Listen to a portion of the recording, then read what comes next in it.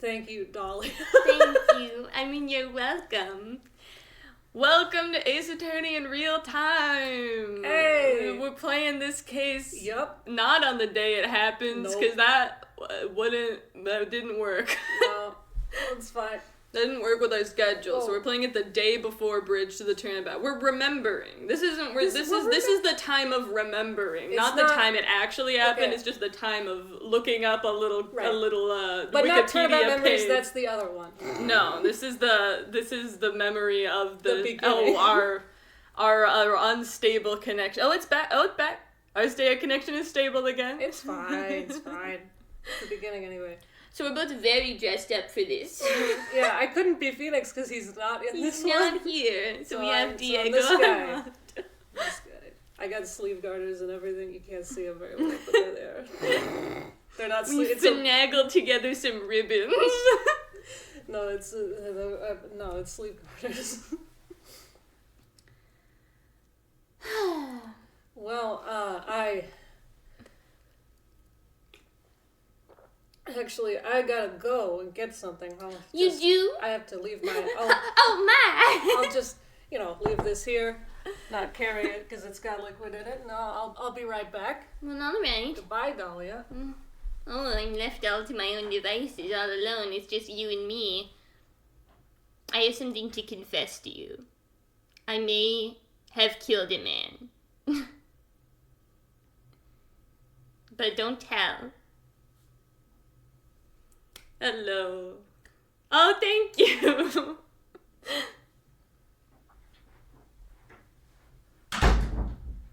Our one viewer is complimenting our cosplays. Alright. Turnabout Beginnings. I have a lot of opinions about this case. Yeah, it's not one of my favorites, but we'll... I've been thinking about it since last night. I'm still not sure I'm prepared, but we'll do it. It's Edgeworth's here. Edgeworth is here. He's definitely being a delightful presence and not annoying at all. Oh, we were talking about how many characters we each have. Gumshoe is also in this case. Oh, so I have to be Terry Falls? I'm not saying you're hoisting it off on me. You're foisting, I mean. I'm saying I'm all of the misogynist in this case, other than Edgeworth, which is like all of the men are. And I get to be the two women. You don't. I do think I probably should be him still, because you're gonna be Mia cross-examining him. It makes sense. I mean, yeah. When did it get so hot in here? I don't know. I shut the door. Oh, I have so much hair. Sorry, I'm laughing right in the mic. I'll be whoever you don't want to be. I'm fine. I don't have a plan for his voice. I don't know if you do really either. Yeah, that's. He's just kind of like a guy. He's kind of got a deep voice. Yeah, I mean, and I can do something like that, and Well, we'll see. We'll see what's most convenient when the time shows up. Exactly. Or, if your voice is really tired or something, I don't know. Alright! You got the game open? Okay, let me... I forgot to make a new background for this. Where is on background? Game. Where's the camera? Sorry, I forgot how to work it. But yeah, I forgot to make a new background, so we're just circus forever. It's fine. It's only a 1-day case. You'll have to make one for Bridge though. Yeah. Now that you've said it, I really have to. All right. Okay. Well, yeah. Let's start. Get right into it. Continue. Turnabout Beginnings. Do we want to turn the volume up a little? I turned it up quite a bit. The girl, let her go. Yeah, you're her. Yeah. It always takes me a second. Shut up. Come closer, and I kill her. Sorry, but you're not going to get the chance. I speak really slow. Bang! I also say what my gun says. I'm a very cool detective. It is me. I'm here. Phoenix is here. You should have been him. But he's not wearing a suit. You were gonna say your line. Oh, fuck. I thought it was the first case of my longtime mentor, Mia Fey. Fugitive data. Picture. Data 1. Name Terry Falls. Charge. Kidnapping. Murder. Sentence. Death penalty. Fugitive movements. Picture. After escaping, Falls met with and murdered Sergeant William Hunter, a very cool sergeant. After about 8 hours after his escape. Her very first client was a death row inmate who had recently broken out of prison. That was a whole year before Mia and I ever met. I'm excited now. I don't know why. Here, can you move this so I can see the levels? Because I'm usually a little too quiet. Well, you could move that. That's what I meant, the game. But this is fine, I guess. Okay, February 16th. February 16th. 9:24 a.m. It's a whole case with me. Yay! Mia Fey. District Court, Defendant Lobby number 4. Ugh, I'm so nervous. I feel like I'm going to die. I never should have accepted this case. Oh, it's him first. Jesus Christ! Good morning. Don't be so jumpy, Mia. You're going to startle you're going to inspire I didn't do trust. nothing. I swear, I didn't kill nobody. Terry Falls, my first client. Sentenced to death 5 years ago, and now a prison escapee. Just relax, Mia. Make small talk and try to relax him. Make him relax, and then you will also be relaxed. So why did you escape anyway? Prison seems not that bad. I'm sorry. I didn't do nothing. I didn't kill nobody. I never lied. I didn't escape from nowhere. It is too early for the case, but we need to do this. We want to do this one before Bridge to the Turnabout, yes. And if we do it on the day it actually happens, it'll be out of order. Mm-hmm. Yeah, because Bridge to the Turnabout is February. It's 7th. tomorrow. Yeah, it starts tomorrow. So yeah, we're just doing it now. Yeah. You never lie. Okay. But Mr. Falls, the police just recaptured you 2 days ago, so clearly there's something going on here. Do you want to try his voice? Because I feel like I was not doing it. Sorry. I told a little lie. Oh boy. That's the go live notification. But anyway, I didn't do it. I never killed nobody.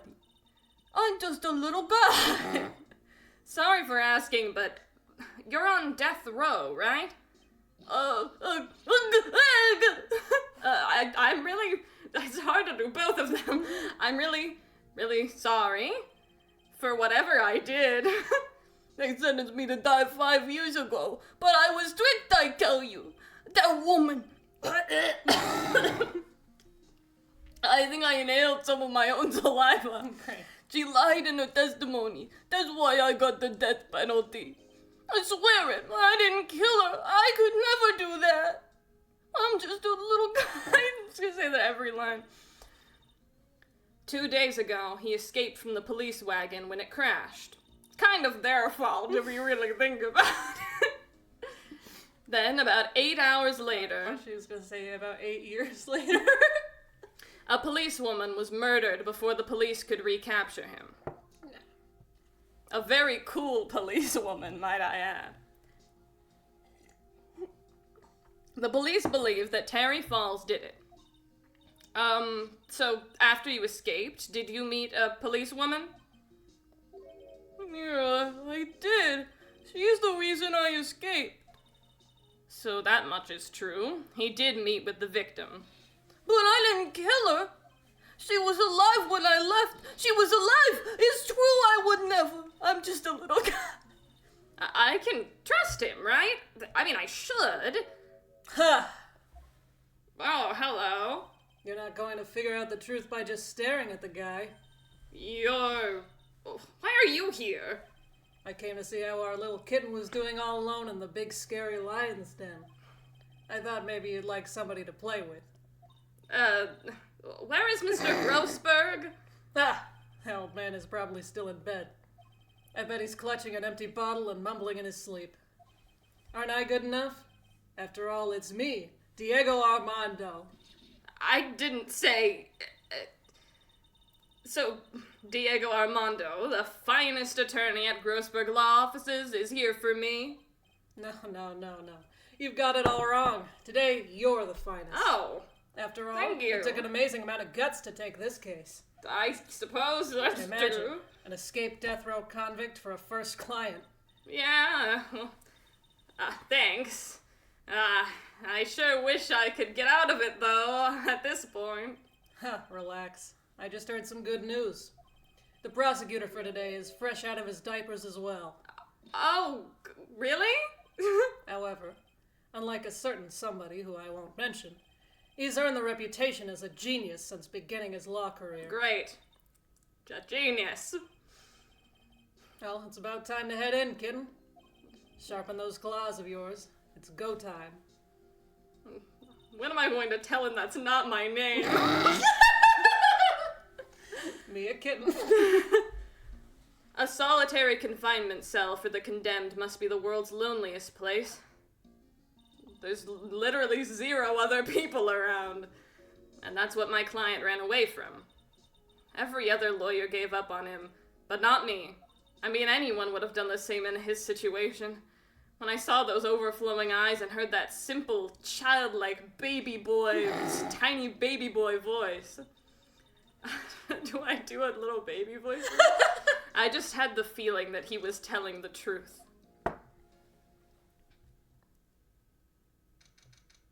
February 16th, 10 a.m. District Court, courtroom number 4.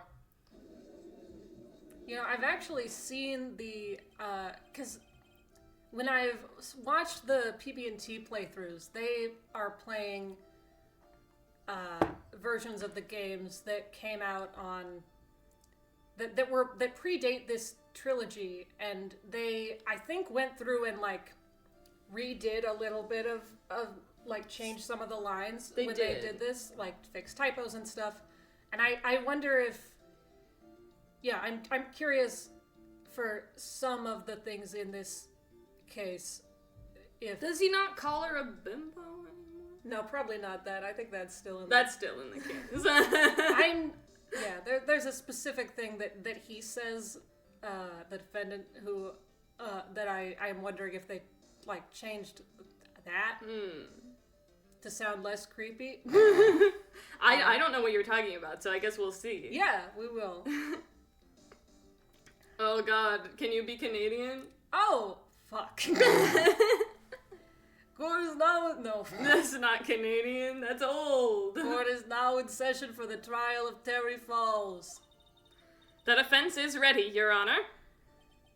The prosecution has been ready for a while, Your Honor. I understand the lawyers for both sides are newcomers. You're just from New York, I know, Your I'm Honor. trying. Yes, Your Honor. I'm Mia Fey. Miles Edgeworth, Your Honor. I'm just gonna be old, and you're gonna say That's it's fine. old. It's not Canadian. That's fine. You can be old. So you're the new prosecutor everyone is talking about, eh? They say you joined the prosecutor's office at quite an early age. At 20, Your Honor.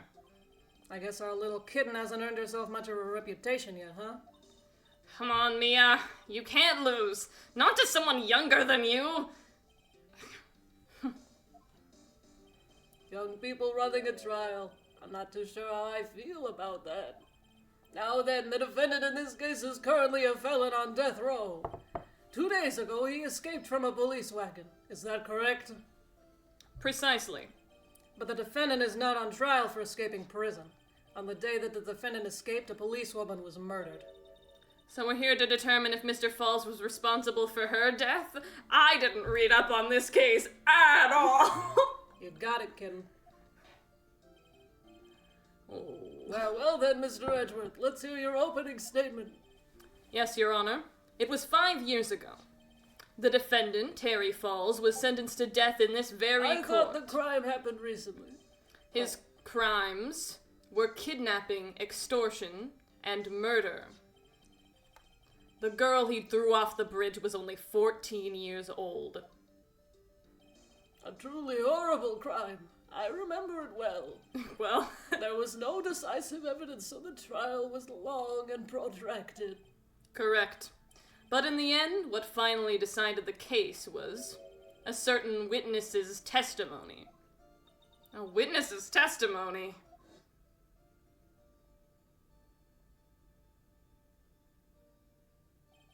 The testimony of Detective the testimony of Detective Valerie Hawthorne, the person who confronted this criminal. She arrested Mr. Falls at the scene and later testified against him. She said she witnessed Mr. Falls throw his young victim into the river.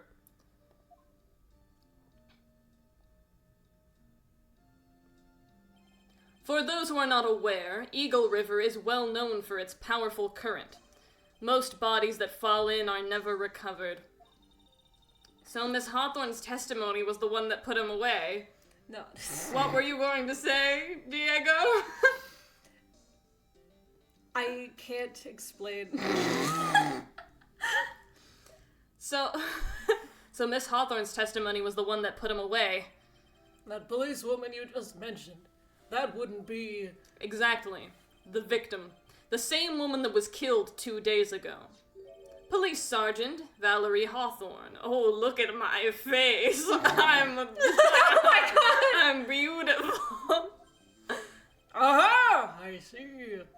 The man who was sentenced to death based on her testimony escaped 2 days ago, with only one thing on his mind, to take revenge against the woman who convicted him. Aha! The truth is becoming clear to me now. Yes. That's not good. It's quite obvious that the defendant is guilty. Fuck! Wait a minute. That's not right. At least hear the case before you decide on the outcome, Your Honor. Watch yourself, Miss Vey. I'm not sure I care for your word choice or your tone of voice. Young people these days simply don't know how to respect their elders. Why? You're even younger than me, you hypocrite! You're young! He's as old as I am. Oh my God, you're as old as Miles Edgeworth. Yeah, damn. He is young. He is young. That really puts it into perspective. That's you. Oh, fuck. Now then, Mr. Edgeworth, please call your first witness. I call the detective who was in charge of the initial investigation of this case. It's his first case, too. It's all our first cases. Did you know that's the same coat he wears later on? It just got really dirty. Grew some moss on it. I live in a swamp. Witness, state your name and occupation. Gumshoe, Dick Gumshoe. I'm the homicide detective in charge of this case, sir. I finally got promoted to the detective division half a year ago. I don't believe anyone asked you about that. Hey, ma'am, you got any idea how much work it takes? What is it? Continue? You're really gorgeous. God damn it. Can't say that, Gumshoe. Excuse me? No, seriously, my heart, it's aching for you. Jesus. Oh my God. Can we, what's it called when you kick someone out of the court? Detective, pull yourself together and try to be professional. Otherwise, I'll write you up on contempt. That's the thing you were thinking of. I'll write you up on contempt so quick that something other than your heart will ache.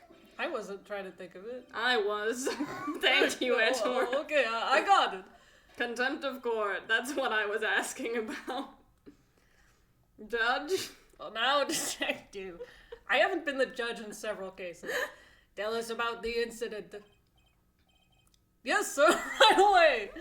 Sorry. Oh God. We need like more people in here. I mean, I'm in this whole getup too. So you're the only person you have in your mind to be. I think so. I have the cup right in front of me too. Well, the victim was Sergeant Valerie Hawthorne, a veteran of the police force. Also, the sprites are different, so I'm probably, my mind is looking different for judge, the different sprite and the judge sprite, and yeah, they're different. He has a different color, and the judge is different. Sergeant Valerie Hawthorne, a veteran on the police force. I used to think that when I was like a baby gay, I thought she was really pretty. Valerie Hawthorne. She was stabbed in the back with a knife and died from excessive blood loss. It was her, Mia, Lana. Yeah. Those were my older sisters. That's a pattern here. Yeah. And then Aura showed up. Oh yeah. Yeah, Aura Blackwell. And I still have a thing for Morgan Faye. I think she's hot. You think Misty is hot too? I think they're all the Fays are. I mean, yeah. Did you say this line? I agree, except just me.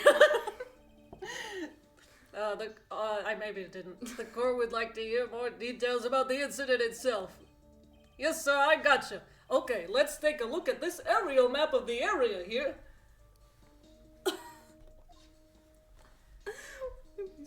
Sweaty. This is a sketch of Dusky Bridge, an old suspension bridge. And the river that runs under there is Eagle River. The victim and the defendant met there, on top of that bridge. After stabbing her in the back, the killer carried the victim back to his car. He was recaptured at a police checkpoint as he was trying to make his getaway, sir. Wait, he had a car? He stole Oh, a right, car. he stole a car. Yeah, okay. I see. I am the judge now. Oh, fuck. When you don't do it, I'm just gonna start doing it. Was the victim's blood found on the bridge? There, I think I got it now. The victim, Sergeant Valerie Hawthorne, was wearing a thick coat, sir. Unfortunately, no traces of blood were found on the bridge. Normally when I do a lot of voices, one of them is Phoenix, and he's a nice neutral to come back to, and I don't have It's that. basically just your voice. I feel like most people's Phoenix is just their regular voice. Mr. Edgeworth, I warn you that I absolutely despise conjecture. If there was no blood on the bridge, then you have no proof they even met there. Your Honor, if you would listen to the testimony we have prepared, I'm sure you'll be convinced. The two of them most certainly did meet on the bridge that day. Why, Mr. Edgeworth, I'm not sure I like you wagging your finger at me as though I was some hoser. Detective, proceed with your testimony. Yes, sir. Here we go, Mia. Hang on. The one of the kitten hanging onto the bridge. Hang in there. Okay, now listen carefully, kitten. One little mistake and this guy will drink you for morning tea. Just trust me and get ready. I'm doing my R's weird now. Because of the jug? Because of gumshoe. Oh, because of gumshoe. And figuring out the judge voice. On the day of the incident, an unknown person phoned the sergeant and asked to meet. Sergeant Hawthorne went to Dusky Bridge at the designated time and met with Mr. Falls. And that's where she was brutally murdered, sir. The criminal stuffed her body into his car trunk and tried to make a getaway. Mr. Falls was arrested at a police checkpoint we set up at the base of the mountain.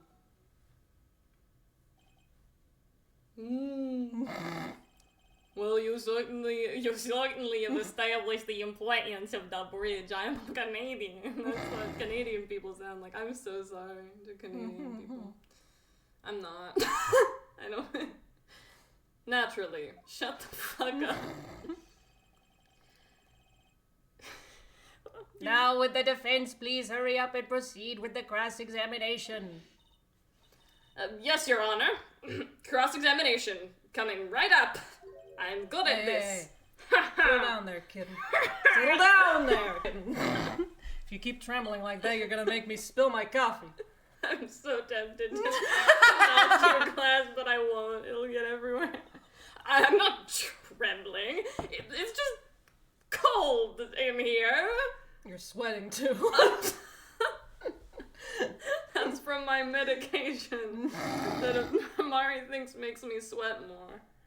It makes a lot of people sweat a lot. Apparently. Oh god, and then he also is a different sprite. Everyone I'm voicing is... The courtroom can be a cold battlefield, alright? Especially for a beginner. I don't need you to worry about me. This case should be called Turnabout Beginners. Rude. I mean, the defendant, the witness, everyone's a beginner in here, so, like, I'm fine. The only one who's not a beginner is, I guess, maybe the judge and also you, so, you're on my team, so we even have a leg up. Well, maybe you should keep your claws out and show them what you've got, kitten. Well, what am I gonna tell him? It's okay, Mia. Stay calm. Okay, so him calling her kitten with literally no explanation. No reason ever. Anyway. The judge is Canadian. Does he even have experience with the American justice system? Yeah, probably. There are no rules here. That's true. Just remember those court procedure videos you stayed up all last night watching on YouTube.com. On YouTube? On YouTube.com. How to be a lawyer tutorial. Oh, summary of the incident. On the day of the incident, an unknown person phoned the sergeant and asked to meet. Sergeant Hawthorne went to Dusky Bridge at the designated time and met with Mr. Falls. Oh, I guess we're cross-examining. Yeah, we are. Unknown person. Oh, you are. Do you know who they are? This unknown person. You have no idea who it might be, right? My hair's falling off. Sorry, but I'm afraid I do. What? The only one who called Sergeant Hawthorne was the defendant, Terry Falls. What? The defendant called her. Sergeant Hawthorne was a very thorough person, sir. She left a note about her phone call with Mr. Falls. Oh, a note? Yeah, a top secret memo that she left in her desk. God.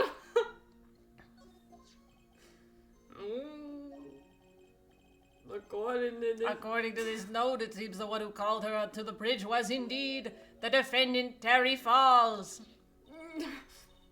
Whose bright idea was it to keep that note from me? I don't know if they were keeping it from you, Mia. From several things you've said so far, it sounds like you didn't look into anything to do with this case.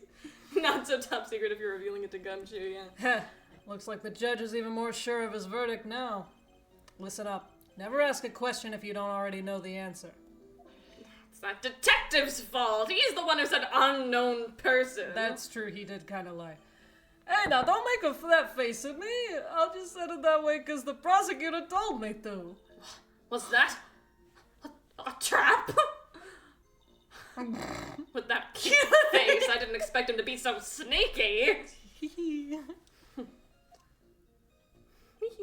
Sergeant Hawthorne went to Dusky Bridge at the designated time and met with Mr. Falls. Do we have... What are the rest of the statements? We have the note. I'm just going to look at this. Falls, 4:30 p.m. That bridge. Wear white scarf for identification. Okay. Talk to Dahlia. Tell her this time the whole truth must come out. Okay. Oh, it's on Valentine's Day. Wow. How romantic. I guess she was brutally murdered. Well, okay, put her in the trunk. That seems maybe relevant. Mr. Falls had a car then? Well, that bridge is way up in the mountains, ma'am. The defendant and the victim both went up there by car. I mean, how else, right? I don't know, like what? A helicopter? You mean the defendant drove his own car? No, of course not. It was stolen. He stole it from a young couple that had been waiting at a red light. Yeah, his car was stolen, so he had to steal someone else's. Car thieves. I'm not sure how I feel about car thieves. Is this guy sure about how he feels about anything? I don't like you. Oh my god, that's so rude.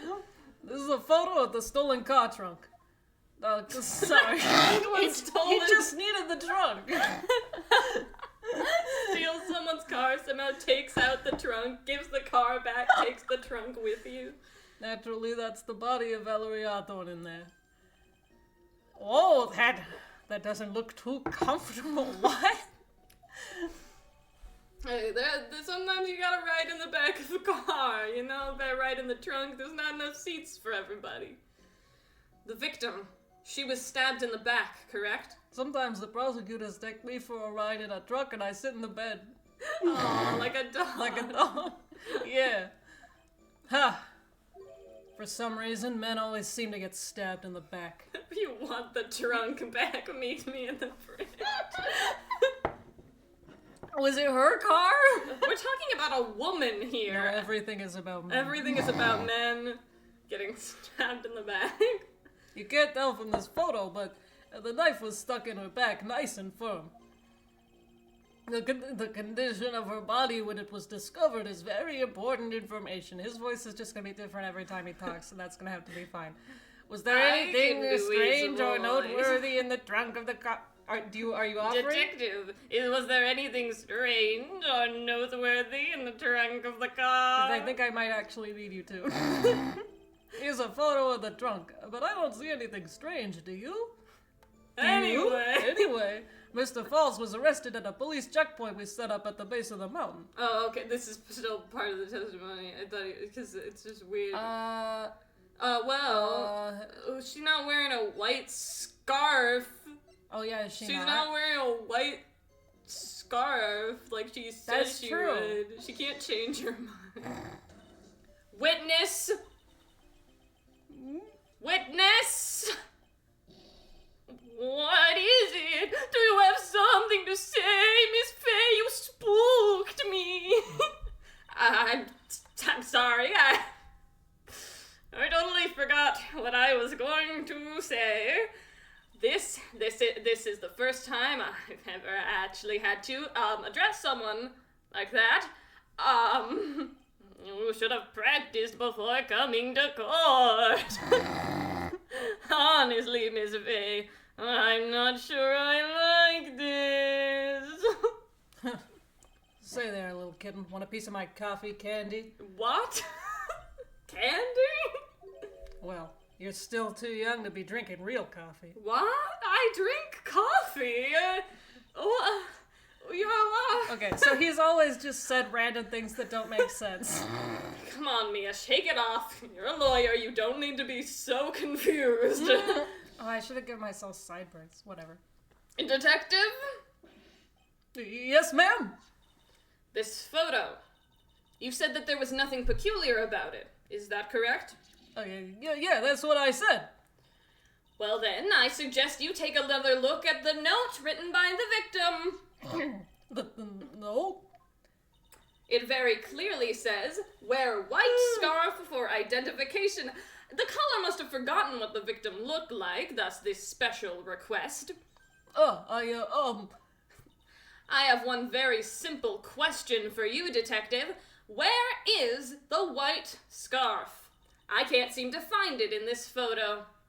I did ask you specifically if there was anything wrong with it. Well, to be honest, we didn't find it in the trunk, ma'am. And you stopped there? You should have looked for it. Ah! You little... Oh, no! Oh, slap. no, she's yelling at me. The caller told her to wear it to identify herself, so I'd expect she did just that. Oh, well, Mr. Edgeworth, what do you have to say about this? I see the defendant is a little... Defense. I said defense the first time. The defense is a little lacking. I have insulted you. He is a robot. The scarf you are searching so desperately for. Is it this one, perchance? My scarf. Is it this? Well, where did you find that, sir? On Dusky Bridge. I was there first and decided to conduct my own investigation. Why? Why didn't you tell me? Because I don't care about what you have involved with the case. Personal satchel? Edgeworth. I made a decision to keep all pieces of evidence in my personal That satchel. doesn't, sound legal. Some may call it a fanny pack, but I call it my personal satchel. It's the safest place I know. That hotshot sure has a flair for the dramatic. It's not exactly white as the caller requested, but as you can see, it's close enough for what it was intended for. It looks like it spent some time in... Whoa, that's not my voice. Oh, yeah. It looks like it spent some time in the mud. I don't know how I feel about that. Not surprising. It was drizzling on the mountain that day. Prosecutor Edgeworth. He was intentionally hiding that scarf the whole time. Is that allowed? He was hiding it in his fanny pack. The court will accept the scarf into evidence, but I'm not happy about it.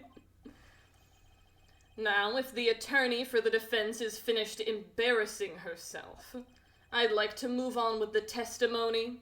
That is all right with you, isn't it, Miss Fay? Boy, would I like to wrap this scarf around his smarmy little neck. Little bitch. I'm so mad. Very good. Now, if we're done with this mud-covered scarf business, the prosecution moves to establish conclusively and with hard evidence that Miss Hawthorne and Mr. Falls did indeed meet on that bridge that day. She thinks Edgeworth is cold. Mm-hmm. Further, we will show exactly what occurred there. That sounds quite promising. I can't wait to hear all about it. Everything is moving at his whim. Don't forget, kitten. There's a reason why everyone considers this kid a genius. A genius, huh? I never have, long lines. Yeah. Oh my god. I'm so sweaty. Actually, there's an eyewitness who was there when the incident took place. This photo was accidentally taken by the witness. It shows the Vic wearing the scarf, sir. It was drizzling that day. Unfortunately, it's a little hard to see what was going on. Anyway, the criminal shoved the victim down from behind and stabbed her in the back. That must have been when the scarf fell off. If your scarf could fall off that easy, you did it wrong. Looking at this photo, you really get the sense that this bridge is very high up. It is about a 40-foot drop from the bridge to the Eagle River down below. Mr. Edgeworth, who took this photo anyway? Let's just say that it was a well-intentioned third party. Okay. Aha! A potential witness. So why isn't this person in the courtroom? Well, they said they absolutely did not want to testify. The person in question is very delicate, Your Honor. Besides, as long as we have this photo, we see no reason to compel them to testify. I'm not sure how I feel about that. It's slowly building up rage. If I have the judge as my anchor, because I'm looking for one, I think, in my brain. Yeah. Because I'm normally either the defense attorney or the prosecutor, but if I have the judge as my anchor, I think I can do him. I'll have him in my mind as this is... I'll remember him. Oh, are you gonna do the judge now? Yeah. Then? Okay. So, as you can see, Terry Falls had both the motive and the opportunity. Also, you figured out his voice for me, so... I think it's quite clear at this point what happened on that bridge. The truth is becoming clear to me now. Huh? Is it? Yes, it's quite obvious. He's clearly guilty. Oh, God, not again. That's not fair. I haven't even done my cross-examination yet. What do you mean, I'm going to kill everyone in this courtroom.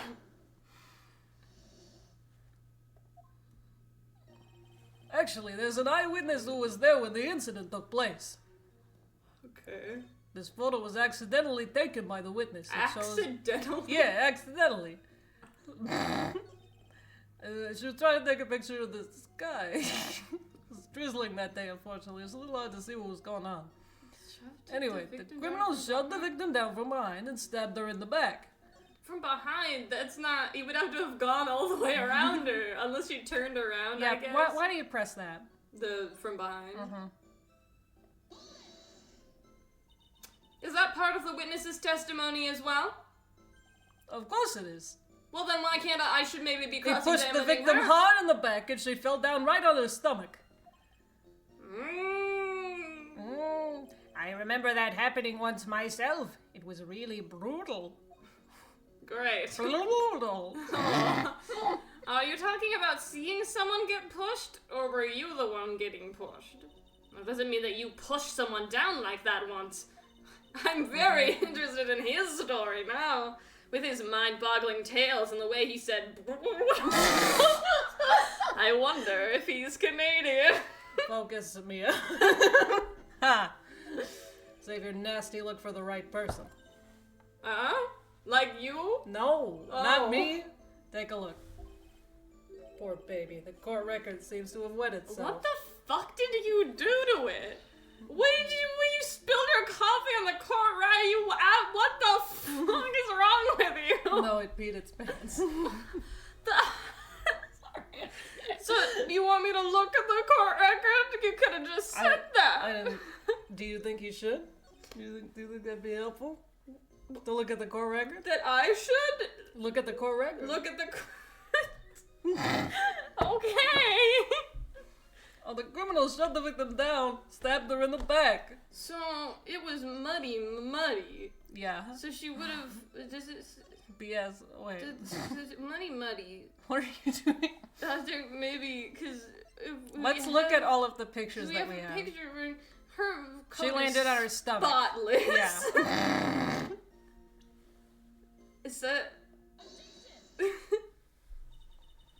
So at the time of the crime, there was a light drizzle coming down, correct? Yeah, and the fog, too. Just a generally soggy atmosphere. Well, I have evidence that doesn't go with the soggy atmosphere. Oh, but this is the photo of the victim's body that was found in the car trunk. Considering the conditions at the scene of the crime, something isn't right. Well, by all means, please enlighten us as to what isn't right. What is it about the photo of the trunk that doesn't fit with the conditions of that day? Naturally, Her the boobs? answer is no. The victim's coat. The victim's coat? As far as I can see, there's nothing strange about it. That's exactly what's strange. Recall the testimony. What were the conditions on the bridge that day? It was drizzling and foggy. Dusky Bridge was all wet and muddy and swampy. Disgusting. If you put a coat in there that was like kind of a cream color, you rolled it around a bit, it would turn completely green. If the victim really had fallen down on her stomach on top of the bridge, then if the front of her coat should have been covered in mud. That's exactly right, but you can't tell in that picture if it's green. The other day I fell on a muddy street and my gorgeous playoff beard was befouled. I do admit that the crime scene was quite wet that day. However, that doesn't mean that the top of the bridge itself was muddy. If Your Honor had fallen in the shower instead of on a muddy street, your glorious hockey beard, pride of the legal league, would be wet but not muddy. That's right, I'm captain of the judge hockey team. Fortunately, I have yet to test that. Still, your point is well taken. I'm goalie. They hit me with the puck a lot, and I am not very happy about that, but they won't let me have any other position on the team. It is revenge because we all hate Von Karma. Can you prove that the surface of the bridge was muddy that day? You literally show everyone here. A real man wouldn't stand for a taunt like this. I am a woman. Does he think I am a man named Kitten? Of course I can. Here is the evidence that proves the surface of the bridge was muddy. It's the muddy scarf. I'm getting lightheaded.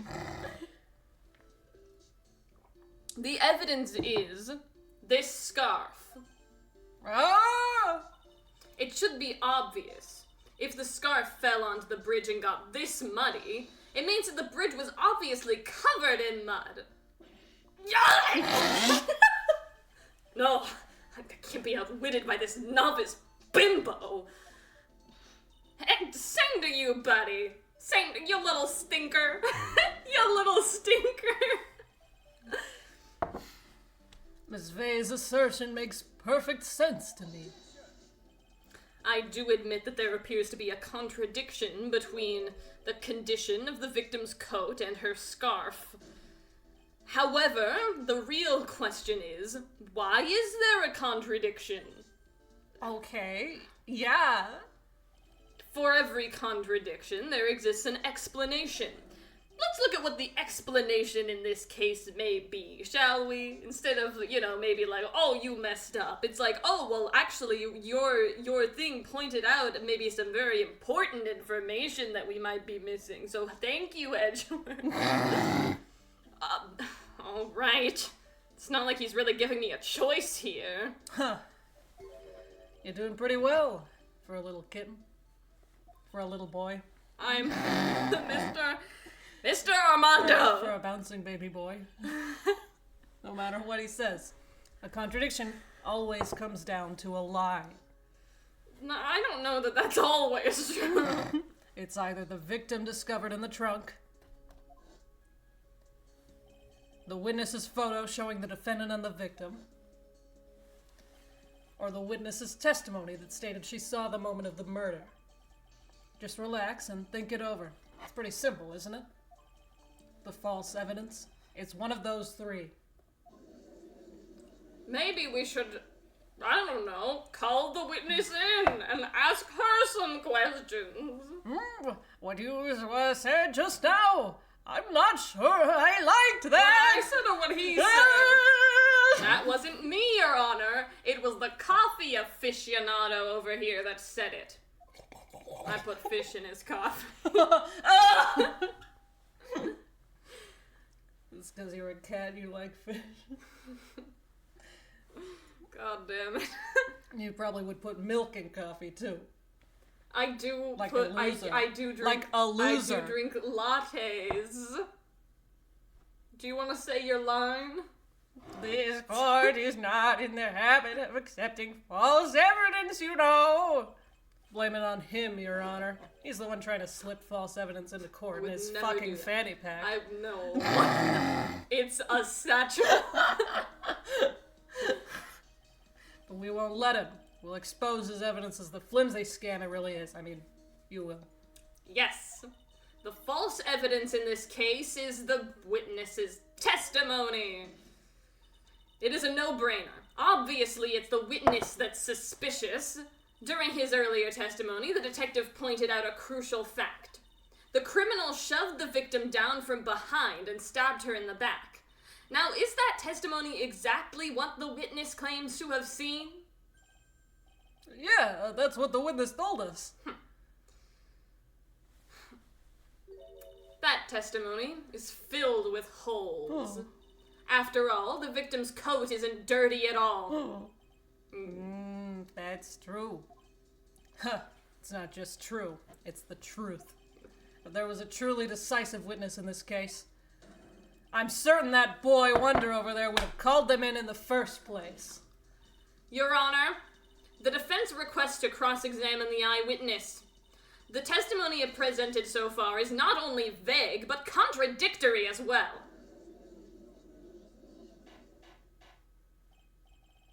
Well, Mr. Edgeworth, It appears that we'll need to hear from your mystery witness after all.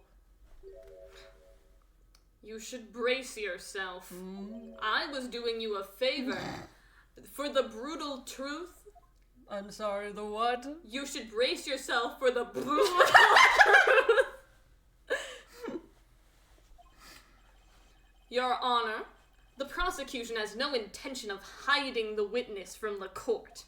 We are prepared to present our witness at any time. Very well. Please bring forth your witness at this time. What Mr. Edgeworth said kind of worries me.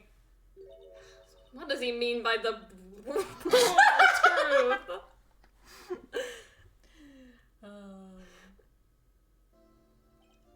Now let us proceed with the testimony. Mr. Edgeworth, please go right ahead. Thank you, Your Honor. The prosecution summons the woman who saw the events that day with her very own eyes. This is it, Mia. The battle begins here.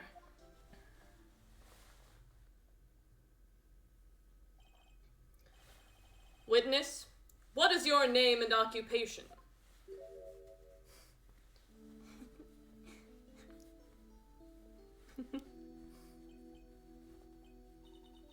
Everyone is so silent that I can hear their hearts going pitter-patter. Oh! When I look at you, how can I put it? You look as Say the line. scrumptious as a double dazzle and a dozen donut holes. I feel like I want to hurry up and hand down a verdict just to eat a double and a dozen donut holes. Hey, not so fast. You can't eat in the courtroom. And that's too many donut holes. I feel about that.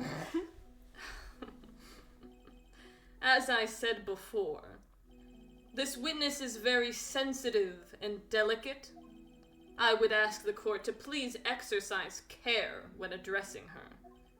Yes, indeed. Well, thank you, Mr. Edgeworth.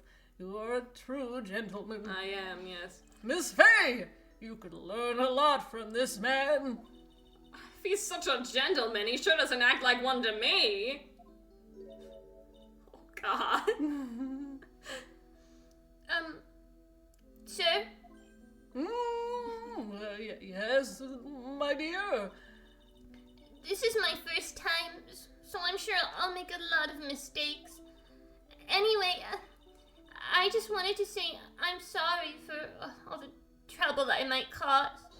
Not at all. It's no trouble at all. Now then, may we please have your name and occupation? My name is, Melissa Foster. I'm a college student, a freshman in the literature department. You were on the scene when the unfortunate event occurred, correct? The unfortunate? You mean the murder? And you were the one who took this photo? Is that accurate? You can't say murder, sugar, sir. How can you be so mean? No, see here. What are you doing shoving that in her face like that? Oh, it's just a photograph. It's not like it's something dangerous, like a gun that you might show to a 9-year-old. Next time I'll be forced to penalize you. Uh-oh. I don't like the turn this has taken. Is she staring at me? And you would be? I'm the defense attorney. My name is Mia Fay. I see. So you are... Now then, young lady, could you please give us your testimony? Yes, Your Honor. I'll do my best.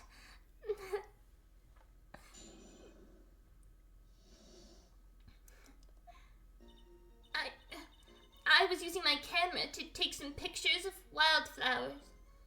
Then I noticed there were 2 people standing up on the suspension bridge. Suddenly, they just started fighting. That's when I hurried and took the photo that shows the crucial moment. And right after that, I called the police.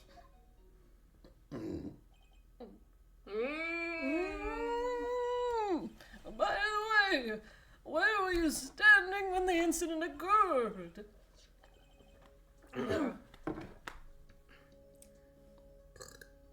I just need to make sure I don't swallow that, inhale that water, I mean. Swallowing the water is what you're supposed to do. I believe the map would be of help here.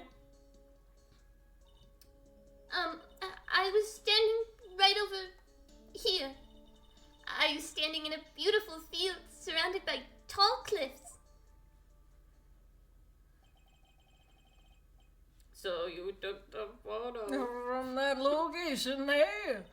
I brought the camera I was using at the time, just like Mr. Edgeworth asked me to. Oh, sorry. I thought you meant that he told you to bring a camera to Dusky Bridge. I have a feeling. Oh, what a cute camera. Just like its owner.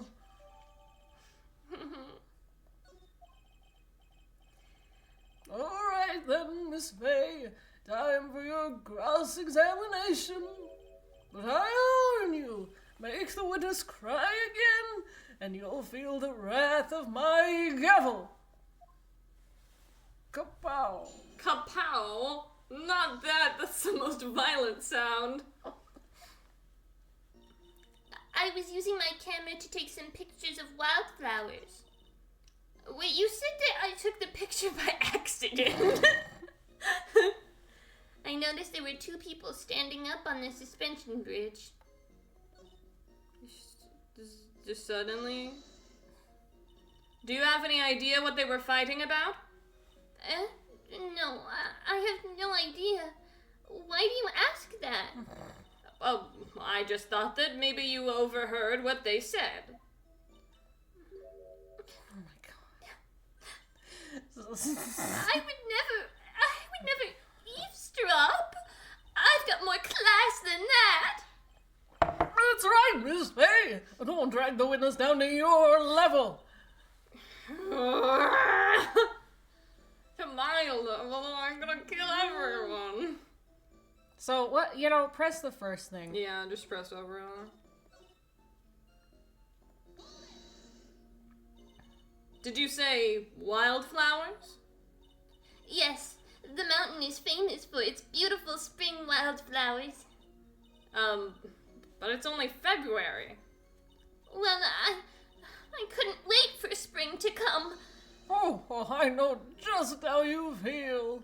It's just like when I first started growing this glorious beard of mine. I just couldn't wait, so I wore a dyed blonde Santa beard until mine grew in properly. That's incredible, Judge. Would you mind if we got back to the facts of the case, Your Honor? Then I noticed there were two people standing up on the suspension bridge. Was there anything strange about the two of them? I'm a bad girl. I know I am. It looked like they were having a really serious conversation up there. So I decided to watch them, like some kind of peeping Tom. No, not at all. Everyone is like that. I love watching other people fight too. In fact, I can't get enough of it. Actually, that's why I took this job in the first place. Too much info, Your Honor. Also, took this job? You know how much work it fucking takes to become a judge? In any case, it's perfectly natural for you to have kept watching them. Especially dressed as they were. Perhaps they were rehearsing some sort of play, you might have thought. Well, anyway, I was watching them very closely. Suddenly, they just started fighting. That's when I hurried and took the photo that shows the crucial moment. Crucial moment? Yeah, what? Why did you take a photo?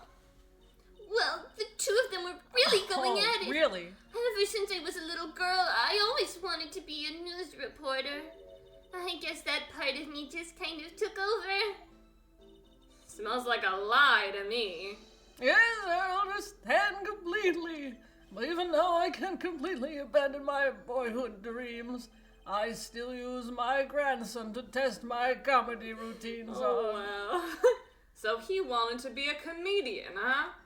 Not that it has any bearing on this. Stop getting distracted by the judge.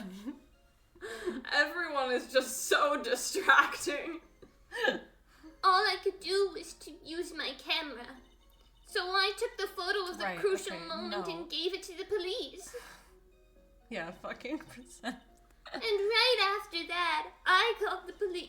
What was, that it's the crucial moment? Yeah, no, it's not. At all. Oops, I'm Oh so my god! sorry. They both start with press. I know. No, they don't. Well, Press and present start with technically, press. yes. They definitely both start with a P. They start with P-R-E-S. Okay. That's 4 letters. That's true. That's most of press. Go, now, tab. Present. But they are different shapes, so actually you're wrong. They do have the first part of the shape is the same. Your Honor, what do you think of the witness's statement? Really? Because I think that maybe it's fine. I don't think anything of it. I guess I don't think anything of it. And we don't have Either. a problem, but we do have a penalty. Good. There wasn't a problem. Could he just let it slide? Oh no, not kapow, the most violent. Kapow. Maybe we press alt. I don't know. We Alright, press it. it's- You called the police? Yes, because it looked to me like the murderer was going to try to escape. We were already moving before the call even came in. Thanks to the victim's note, we had already started our operation. That was certainly tough luck for the criminal, eh? Hey. If Terry Falls isn't the criminal, then there must be something strange in that girl's testimony. Okay, so be careful, kid. That girl has the judge wrapped around her little finger. You're going to have a tough time poking holes in that testimony of hers. You're going to have to come up with something really good, Mia. Okay. Let's look at all of it. Dusky Bridge map. So no, it really is because that's not the crucial one. I know so that she's is over here. right. She could potentially see some of the bridge. So if you look at the picture, it shows that cliff in there as well. Yeah. So it's from over there. That's not the problem. Go back.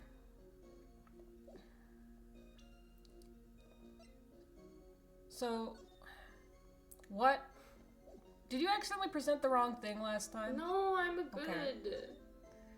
Let's. What are we? Small but powerful model. Okay, so go back and just look at all her statements. Okay. I was using my camera to take some pictures of wildflowers. I noticed there were 2 people standing up on the suspension bridge. Suddenly, they just started fighting. That's when I hurried and I took the photo that shows the crucial moment, even though it doesn't. And right after that, I called the police. Try it again just in case you fuck up. Okay, save here and then, yeah. I'm gonna pass out. I'm so lightheaded. Do you want me to try it again? Yes, and it is... Witness yeah. photo, which I presented before. Oh, what? I think you accidentally presented the badge because we re-entered the screen. Witness! When you said you took a photo of the crucial moment, is this what you meant? All I can see in this photo are 2 people facing each other. You testified that you saw the 2 of them starting to fight. Normally, that's the kind of thing we would refer to as a crucial moment. Why haven't you presented a photo like that? Well, you see... The photo we presented was the only one there was. But if you really wanted to capture the crucial moment, then what happened next? You must have taken a photo of it. Doll! Doll! My apologies, young lady. But Miss Faye's assertion is not without a certain amount of merit. He can certainly downplay a situation, can't he? I'm sorry. I'm a very bad girl. I used it all up. The film, I mean. You ran out of film? This photo was the last one. What? Unfortunately, that is the truth. I personally examined all of the photographs she took that day. All the other photos are of the witness herself playing among the wildflowers. The witness herself? Then who took the photos? Well, you see, my camera has a timer filter built into it. So you took pictures of yourself? Some sort of self-picture? I remember taking some photos of myself once too. Please, no details. Going like... It seems that Miss Faye's assertion was not so decisive after all. Wait, just a minute. Just a minute. No. She had no film left. She couldn't very well take more pictures, eh? Miss Foster, perhaps then you could tell us about a different sort of photo. What? Photos of the incident that you took with your very own eyes. Mr. Edgeworth, not like the poet. Very well. I'm studying poetry. Let's get back to the cross-examination. Oh, God. Let's hear your thoughts on the fight you witnessed. Yes, Mr. Judge. Boy, this guy is really a sucker for sweet talk. Looks like the other kitten in the room is the one that's getting all the attention. Oh God, you think that's her name too? Yeah, it's sickening. Oh, did I? Sorry, I may have. No, you didn't do anything. Okay. Do you want pets? What? No! Get away! I was using my camera to take some pictures of wildflowers. Then I noticed there were two little standing Spencer birds. The victim turned around and tried to run away, but Okay, well that's interesting. she only got about 10 yards before she was stabbed in the back. So let's look at the Ohoto. Mm-hmm. I have no idea. No. Look at the map. Look at the map. What is... Oh yeah, we've got, 5 yards. Oh, that's a long way. And if they were over... They have to have been, like... Let's see. If you were Did she say yards or feet? She said yards. Really? She said 10 yards. That's a long... Yeah. That's 30 feet. 5 yards. Yeah, she could not have run backwards that amount. Yeah. Well, yards. no. Witness, your testimony is a joke. And better than any of the ones that judge is telling, I'll tell you what. Huh? What? But I just, Miss Faye, I thought I warned you not to make the see witness my cry. real tears. I'm crying. One short testimony and 2 bad contradictions. There's no possible excuse. You say there were 2 contradictions? It's simple. Just take a look at the diagram of the area. According to her testimony, the 2 of them were in the middle of the bridge. But if they were, and the victim had turned around and tried to run, well then... She would have hit a dead end. You said 10 yards, but she couldn't have even ran 5! Because Dusky Bridge is collapsed on that side.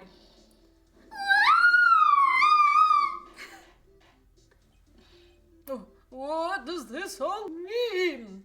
It's very simple, Your Honor. This charming little witness told a charming little lie. That's all there is to it. This beautiful young lady has been lying to the court. Just a moment, Your Honor. Oh. Mr. Edgeworth! Your Honor, allow me to personally apologize for the confusion. What do you mean? What do you mean? Sorry, I keep accidentally doing the judge because I'm usually judge. There's one major mistake in this diagram. What did you say? What are you referring to? It's all because this diagram was made after the incident occurred. It's a very old bridge. We couldn't find any official blueprints of it. So you're saying... I'm saying that even though this bridge is currently in disrepair, there's no evidence that can prove the bridge was broken during the incident. Oh my god. You can't actually tell the condition of the bridge from this photo. I apologize to the court for not being more clear when I presented the evidence. Ha! That guy is good. Huh? What do you mean? He planned it from the beginning. What? He's a genius, alright? That diagram of the bridge was his insurance policy. Maybe he's just like really good at improvising. Either way, that coward, you own up to that I was right and you're wrong. Well, Miss Fay, it seems you've once again made a reckless accusation. I'm so sorry. I should have been more careful myself. No, it wasn't your fault at all. Now then, shall we go on with the trial? I'd like to establish, once and for all, what it was that the witness actually saw. Indeed. All right, young lady. May I ask you to please proceed with your testimony? But it's so hard to go on. We're all on your side, Miss Foster. There's no need to worry. Just tell us what you saw. Yes, sir. Okay. After he stabbed her in the back, he quickly picked her up in his arms.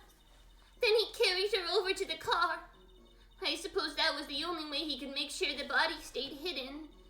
He couldn't just leave the body on top of the bridge. Oh, I'm sorry. I'm only supposed to talk about what I saw. Oh, I'm sorry. Witnessing such violence must have been difficult. Yes, sir. I'm still shaken up. If he accepts this testimony as it is, we're finished. Don't say that! Oh well, maybe I'll stop off at my favorite cafe on the way home. They make a really great mocha latte. Now that's something I might be interested in. The trial isn't over yet, though. Ha, that's what I like to hear. All right, Miss Hay, your cross-examination, please, please. I take my lattes black.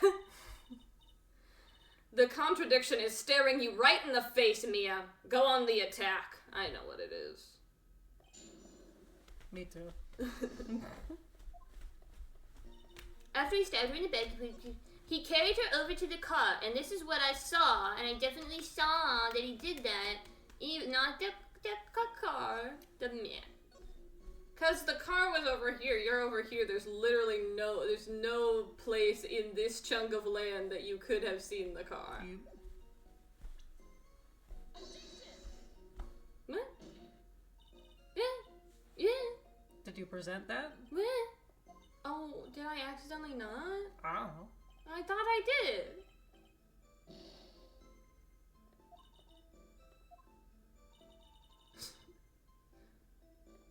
Maybe you have to press it first.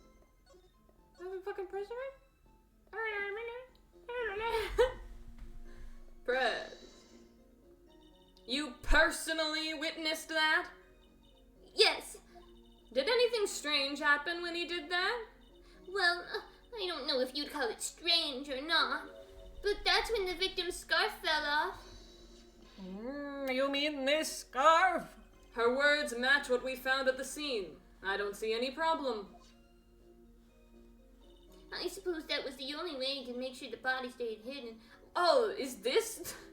No, I don't think so. What? I don't think this is what would go back. But also, you could have just dumped her off the side of the bridge.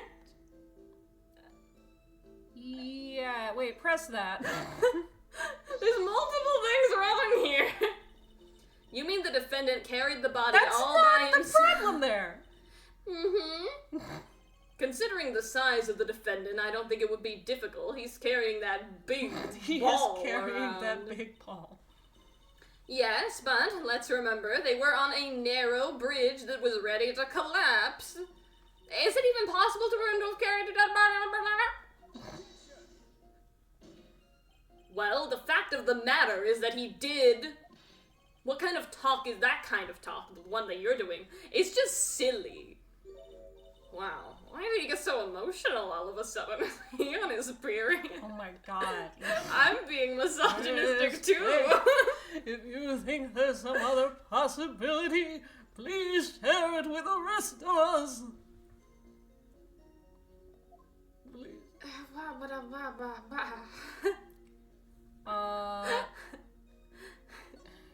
So he carried her over to the Yeah. car.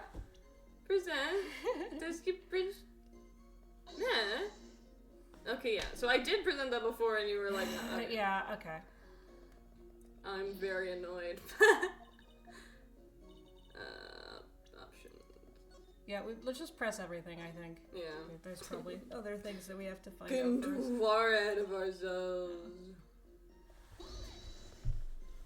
Are you saying that the victim didn't fall down on the bridge? Oh, yeah, that's also... Actually, Of course she didn't fall down on the bridge. Yeah, Edgeworth? If she had fallen down, this photo wouldn't make any sense. I don't think you can actually say that, Edgeworth. If that was the case, her coat would have been all muddy. Like I said earlier. Yeah, like you said. If you don't mind, I was asking the witness. No need to be so rude. Well, young lady. of course she didn't fall down. The man in the prison uniform grabbed her before she could. Huh. We're one step too slow. And then, what did the defendant do after that? Then he carried her over to the car. Just press all of it. You personally witnessed that? Yes. The scarf fell off. I suppose that was the only way to make sure the body stayed hidden. We also pressed Oh yes, we also press this. himself. He big boy, he can do it. There's just so much wrong with this. I don't know where to... I guess, yeah, well, what's next? Yeah, press that too. Why do you say that? It's already a broken down bridge hidden away in the mountains. Doing anything more to hide the corpse would be going overboard, wouldn't it? Yes, but that mountain is famous among hikers. A surprising number of people go up there. But it's February, right? And it was raining that day, correct? There is also a small temple and a channeling dojo there. You know those monks. They just love cold, isolated places. I think the witness is trying to say that the corpse could have been found at any time. Besides, the witness is merely reporting what she witnessed with her own eyes. Oh, I'm sorry. Yeah, press I'm this only too. supposed to talk about what I saw. And you're absolutely certain that it was my client who was carrying the body? Well, he was wearing a prisoner's uniform, but as for his face... So you're saying you didn't get a clear look at his face? Well, they were far away and it was raining as well. I thought I was only supposed to say exactly what I saw. Excellent, you're a remarkably honest young woman. Something about this testimony is bothering me, but what? Hey, kitten. Have you ever put salt in your coffee? No! Why would I? Why not? What do you mean? Because I don't want salt in It may there. actually go better with coffee than sugar, right? I disagree. Listen, my point is, if you're not sure, you might as well add a ton of salt to it. What do you... No, you shouldn't! It might bring out the rust in something. Like a piece of evidence. What? He's... Put salt what? on the evidence. You gotta just present something. You've got nothing to lose. By the way, I wouldn't put salt in my coffee. The two don't go well after all. Well, I'm glad you figured that out.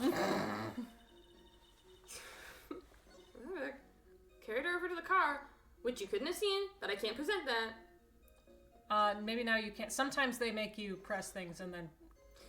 Let's save now. Save right now. And then try it again. Because now we've been like, she's only talking about what she saw. Okay. Okay, never mind. Okay, go back.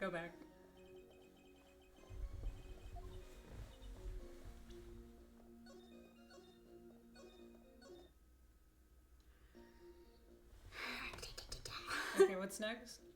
Carried her over the car. Only way you can make sure the body's dead. Try it on this. Or something. I don't know. We have victims now. Or just like, hey, what about There's the a river right there. Just present this. There we go. Stupid. A killer not wanting his victim to be found. I can understand that. However, the idea of moving the body for that purpose is clearly odd. There was a much easier way to make sure the body wasn't found. Well, what is it? Take another look at the map of the area and you'll see how. Why did you say it like that? There's a river right below the bridge. Earlier, Mr. Edgeworth pointed out something interesting about the river. For those who are not aware, Eagle River is well known for its powerful current. Most bodies that fall in are never recovered. Oh! In the kidnapping case 5 years ago, the victim's body was carried away and never found. If 10 murders were to occur at that same spot above the Eagle River, you can bet your boots that every other killer would have tossed the body in the water.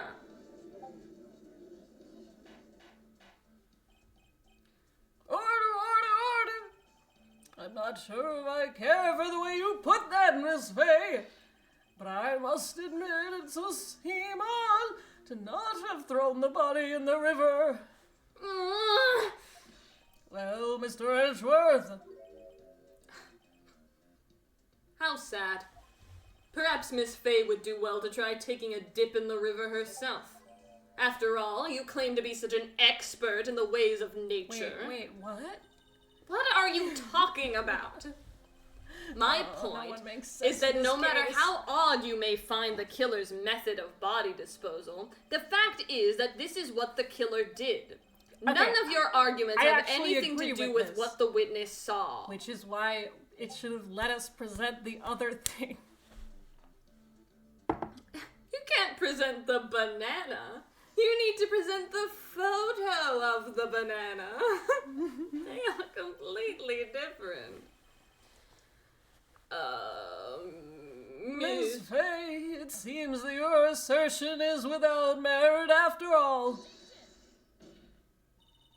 But what the witness claims to have seen is totally ridiculous. Surely you can't deny that the body was found in the trunk of the car. That's certainly consistent with what the witness has told us. Ugh. Please, witness, go on with your testimony. I'll try. All you have to do is tell us only what you saw. Otherwise, the mean lady might yell at you again. Who is he talking about?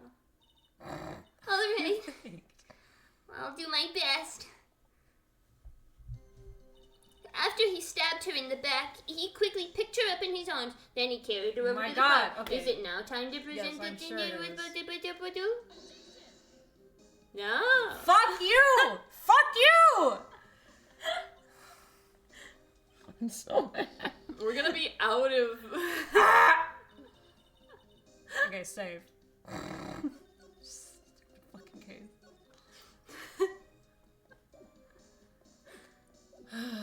He carried her over to the car. The killer broke into the trunk of the Okay, stolen fine. car. Yeah, and that's hid the... more direct. Okay, yeah, fine. You couldn't have seen that. You sure couldn't have. Oh, I guess it's like, he took the body. I saw him taking the body, and I assume it was to the car. Yeah. Whatever. You presented the wrong picture, though. God damn it. You presented the photo of the car. I always do this.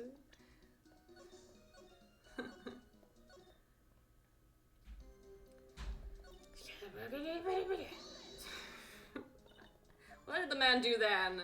Well, naturally, he got in the car and was about to flee. That's when I came to my senses. I said to myself, you have to call the police.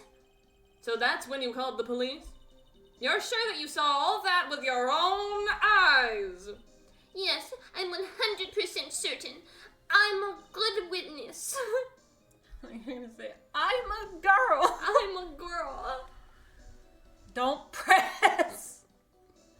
Okay, it's the third one. It's not that. It's this one. Yes, thank you. That's the first one, not the third. No, it's the third piece of evidence. Oh, it's the first picture. Well, Miss Foster, I'm out of water and still lightheaded. It looks like you've done it this time. Well, I'm out of coffee. Maybe we can go take a break at some point. Done what? Made a crucial mistake. A crucial mistake? Like what, Miss Faye? The killer broke into the trunk of the stolen car and hid the body in there. You're saying you saw that, right? With your very own eyes? Yes. And? It's simple, Miss Foster. Take a look at the diagram. The place you claim to have taken the photo from that day is here. Do you see what I mean? Even if you tried to see the car, this outcropping of rock is directly in the way. That's right, Miss Foster. From where you were standing, you could not have possibly seen the killer's car. I admit that the diagram shows a large outcropping of rock. However, it isn't so tall that it would stop her from seeing the car. That's right. It's not high at all. I was able to see his car just fine.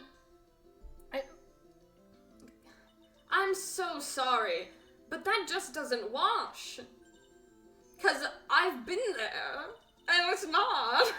And there's a lot of pictures of it that can show that it's not that short. Mm-hmm. I believe it was the witness who presented this as evidence to the court, yes. This is the location that the photo was taken from. Your own photo tells the whole story. You can clearly see the left side of the bridge, but the outcropping that is being referred to is really more like a cliff. Your view should have been completely cut off by this cliff, but still you claim to have been able to see the killer's car.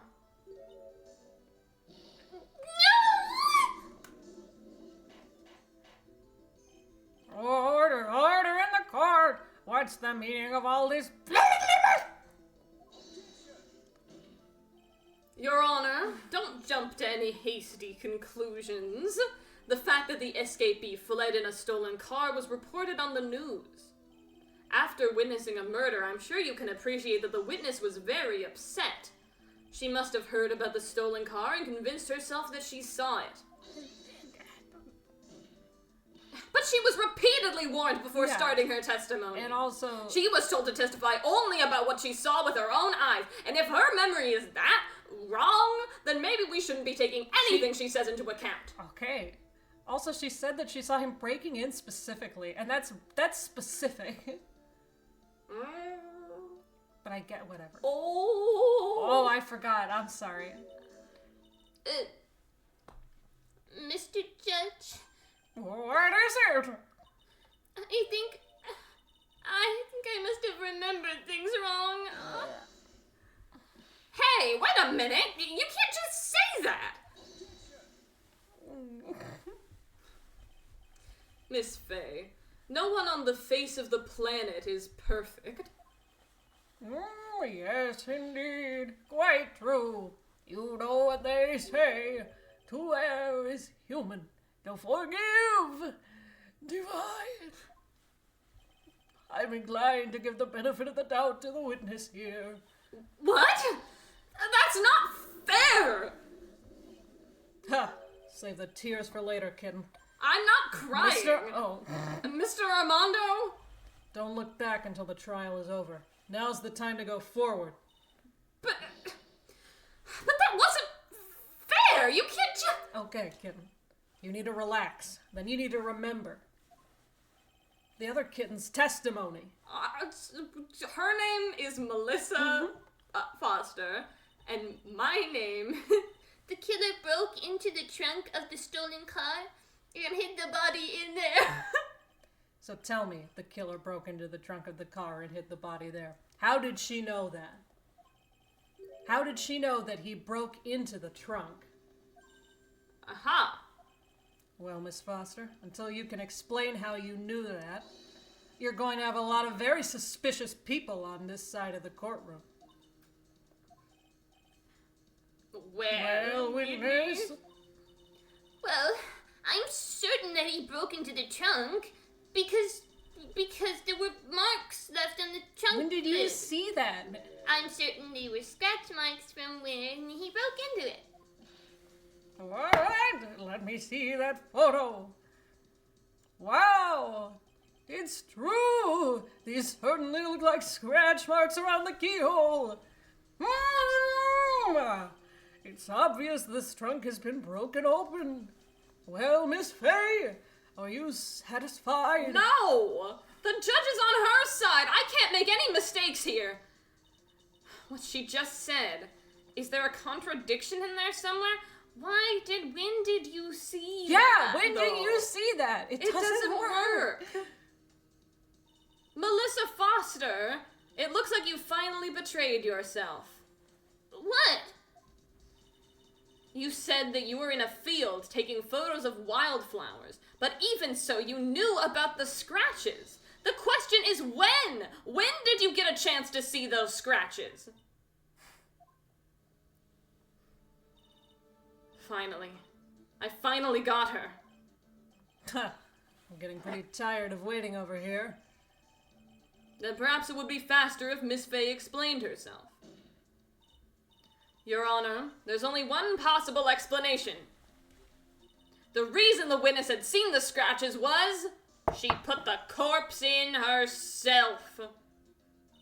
There's only one way that the witness had the chance to see those scratches.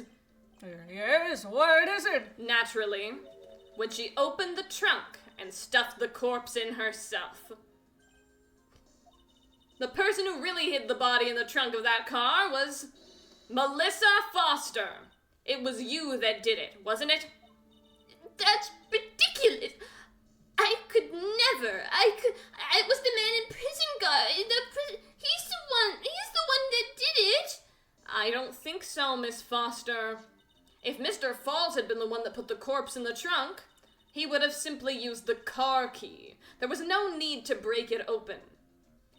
But he stole the car. So he stole it from a young couple that had been waiting at a red light, which means that the key would have still been in the ignition.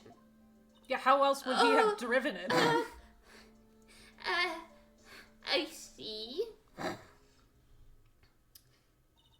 Thank you for telling us about the scratches, Miss Foster. Without that, we never would have uncovered the truth. That it couldn't have been Mr. Falls that put the body in the trunk.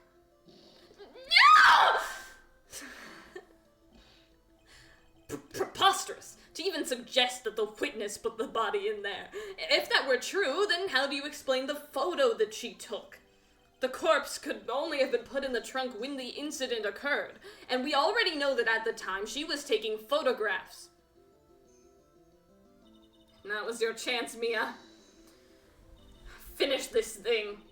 On the contrary, I'm not so certain about that anymore, Mr. Edgeworth. There's no need to think too deeply about it. What I'm saying is the shutter for this may not have been pushed by Miss Foster herself. Let's take another look at this camera and see what features it has, shall we? It has some cool filters on it. And it has a timer built into it, and even a mini tripod. Very good camera, would recommend 100%. Why, it's almost as if she had brought this camera just to take this picture.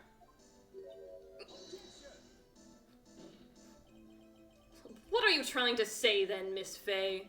That when the crime occurred, Miss Foster wasn't in the field as she claimed? Well, if she really did use the camera's auto timer, then the answer is yes, she was somewhere else. Exactly. She was not in the field. Would the defense please explain further? Listen, this is a crucial point. I've got it. I don't need your help right now. Where was Miss Foster when the incident occurred? She was killing the man. In answering that question, we'll also make clear Miss Foster's true identity. As the murderer, yes. Well then. Please answer this question. Where was Melissa Foster when the incident occurred? When the incident occurred? Yes. Or when the photo was taken? When the incident occurred. When the incident occurred, she was killing. Yeah. Yeah, I know, it's... Or maybe...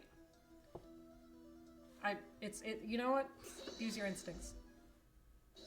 Naturally, the witness was right here. But that's where the victim, Miss Hawthorne, was standing. Order, Miss Fay, what on earth? Your Honor, if I may. After parting with the victim on the bridge, the defendant fled by car. But this would mean that there was no time to put the victim in the trunk. In other words, if someone put the body in the trunk, it could only have been before the defendant met the victim. How asinine. Of course Mr. Falls met with the victim. The only person with the opportunity to have put the victim in the trunk is the same man that killed her, Terry Falls. You still don't understand, do you, Mr. Edgeworth? By the time the witness's photo was taken, the victim was already dead. The person in that photo was not Valerie Hawthorne. What? I've never heard anything more ridiculous in my entire life. Then who exactly is the victim in this photo? It's obvious, isn't it? It's your own witness. What? It's the only possible explanation. The woman that Mr. Falls met on that bridge that day was not Valerie Hawthorne. It was you, Melissa Foster. Me? Let's remember that it was raining and foggy on the mountain that day. Mr. Falls himself believed that the woman in front of him was Valerie Hawthorne. But the defendant knew Valerie Hawthorne very well. After all, she was the woman whose testimony helped get him convicted. But since then, my client has spent 5 hard years in a federal penitentiary. He couldn't remember exactly what she looked like anymore.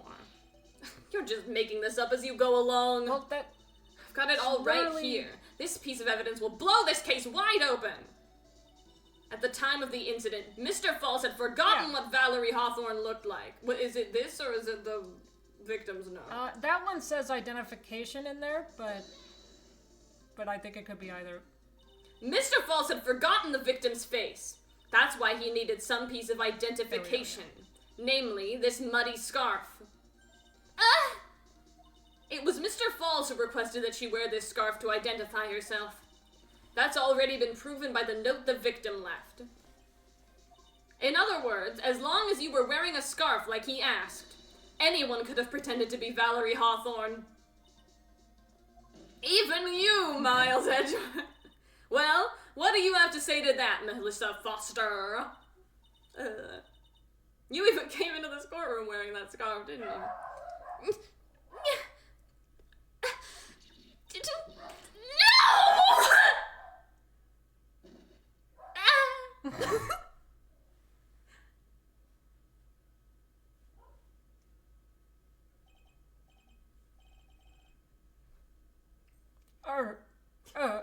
Where's Miss Foster?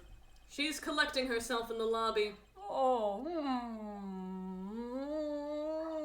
It's obvious that Melissa Foster did it.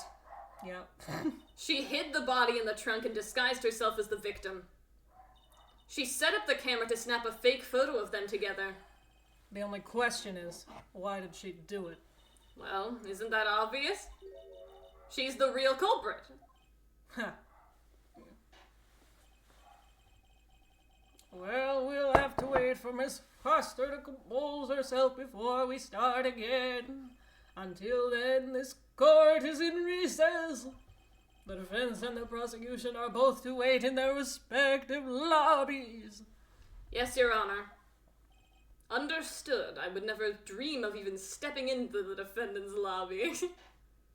It's... Very well. This court sucks in is there. in recess. We have one of those, like, freestyle soda machines in the prosecutor lobby. What? A freestyle soda machine? The ones where they have a lot of different sodas.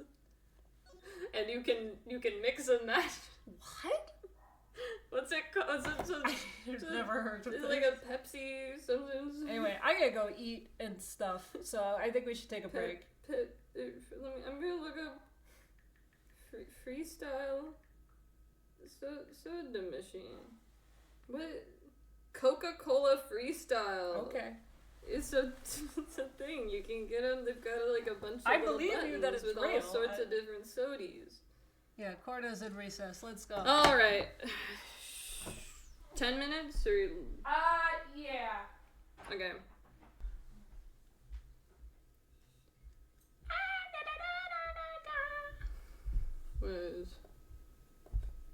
It's been 10 minutes. Oh, I do need a blue badger dancing for 10 minutes. God. That would make everyone immediately leave. No one would want to wait for the 10-minute break to be over if I had Blue Badger here.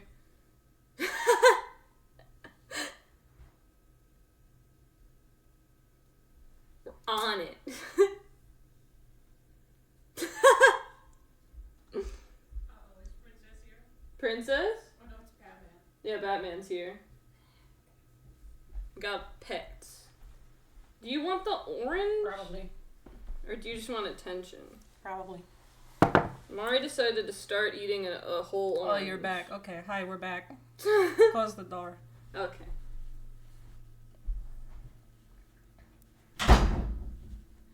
Sorry, I didn't realize it takes more than 10 minutes to eat a whole orange. If you had started it right when we started the 10 minutes, maybe you would have gotten more of it done. That's so much orange, Mari. Anyway. I'm hungry. Mukbang. Orange mukbang. Alright, let's get back into the game. So let's select save in. Save in the turn begin. Go back. Alright, I'm gonna lock in now. I feel like I haven't been. Judging based on how many times I had to be like, hey, you're the judge, by the way, I would agree. February 16th, 1:14 p.m. There's my defendant client. I'm sorry, I startled you. I want to say thanks. You're real good. You really hooked me up. Thanks, we're almost there. Once I prove that she committed the crime. You're really eating an orange right now? It's a break. Okay. Yeah, but there's one more big obstacle we've gotta get past. Obstacle? Yeah, motive. Why would Melissa Foster kill that policewoman anyway? Motive, huh? Anyway, we're still badly in need of information. Terry is also eating an orange. It looks pretty rotten. You only have chocolate oranges, you also have big steel oranges. That's what they serve you in prison. Information. Right.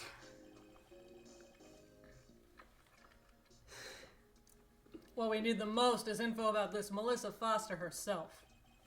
All we know is that she's a student studying literature. And one more thing. And one more thing. What is it? Well, the incident that happened 5 years ago, of course. The kidnapping murder case that Zebra Boy is on death row for. Don't call him Zebra Boy. I didn't do nothing. I didn't kill nobody. I never lie. Mr. Falls, in that case, tell us more about it, maybe. About what happened 5 years ago? Okay. I trust you. That day, 5 years ago, I dream of it every day. This picture, it reminds me everything. Bridge looks same. Just like that, I talk with with like missing words sometimes. I don't know why they decided this was my character trait. Just like then, 5 years ago. Like it could fall apart any minute. So it's been broken like that for at least 5 years. Sorry, buddy, but you sound like the one that could fall apart any minute. Thank you, Diego. That was really helpful to say to our client. It true. I did kidnap her 5 years ago. I kidnapped my girlfriend, Dahlia Hawthorne. Your girlfriend? How old? Hey, hold on there. Did you say Hawthorne? Oh, the victim's last name. Oh, I didn't even notice. Dahlia Hawthorne, Valerie's little sister. What? Are you serious? Like, for real? The girl, let her go.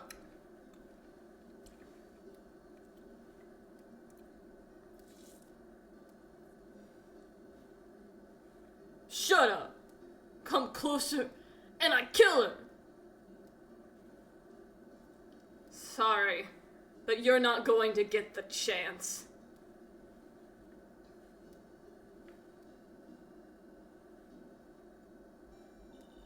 The detective back then was Valerie Hawthorne. At first I thought shooting someone for a kidnapping was crossing the line, but if it was to protect her little sister, I can understand why she did it. Wrong! No protect sister! Valerie betray me! Betray us! What do you mean she betrayed you? Everything. All lies, all make-believe, kidnapping too. A make-believe kidnapping? Dahlia, my girlfriend, my love, my teen angel. So he does still say that. Gross. Yeah! I do anything she says. Anything Dahlia says. It's definitely, she's the one in control in this situation, and I can't be blamed for any of my actions. Yeah, he was 20, by the way. And she was 14. Mm-hmm. Yeah. Anything Dahlia says. Hold on a minute. What you're saying is that the kidnapping 5 years ago was planned by... Yeah, me and Dahlia. And Valerie, too. Valerie was in on it? Dahlia's family rich, jewelry business. We get one jewel, that's what we thought. Me and Dahlia wrote kidnap note. We sent to her dad. Asked for a $2 million diamond. Tell him make exchange on Dusky Bridge. We tell him Valerie make transfer cause she knew detective. Having a police detective in your pocket is a useful thing, alright? Oops, I spilled my coffee. In the end, you were planning on splitting the 2 million 3 ways, huh? Yeah, but a woman!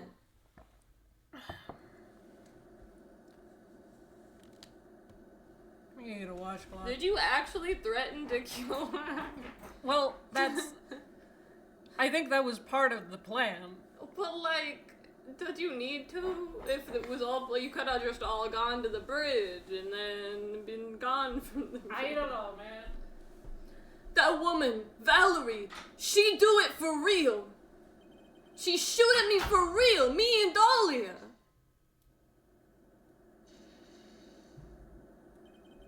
was shot in arm. Dahlia, she jump in river.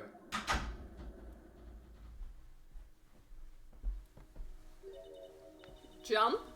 You don't mean she jumped on purpose, do you? I couldn't do it. I could never push her.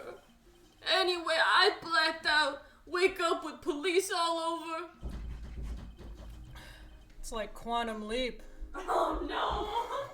That's what I was No one gets that reference. I know. And that's when they decided to give you the death sentence. Like about that little girl named Quantum. I couldn't decide if she jumped or got pushed. I couldn't believe it. That woman, she betrayed me.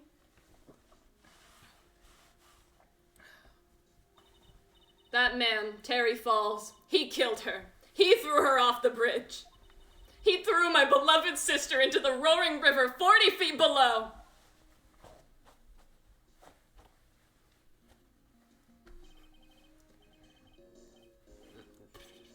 I ate the orange. How fast did you eat that orange? Well, how long has it been? I don't know, but too quick. It wasn't that hard. I always take like 5 hours to eat an orange. These 5 years, all I wonder is why? Why did she lie? That's all I want to know. So that's why you called her. You wanted to hear the truth from Valerie herself. Yes, but I forget what she looked like, so I tell her to wear a scarf. I don't want to hurt her, just ask why. Why? Why did you lie? Why did you betray me? I just want to hear an answer come from her mouth. That's all. So that's why you made a crazy escape like that. And just the one thing, Zebra Boy. That is my preferred name, yes. My senses are tingling all over. Tell me, Mr. Falls. Where is it? Huh? Where's what? Come on now, kitten. The ransom. The $2 million diamond. Remember that now? Did you give it back to Pops? Did the police take it? I don't know. Huh? You don't know? No, really, I don't know. It's gone. With Dahlia. With Dahlia. That day on the bridge, Dahlia put it in a backpack.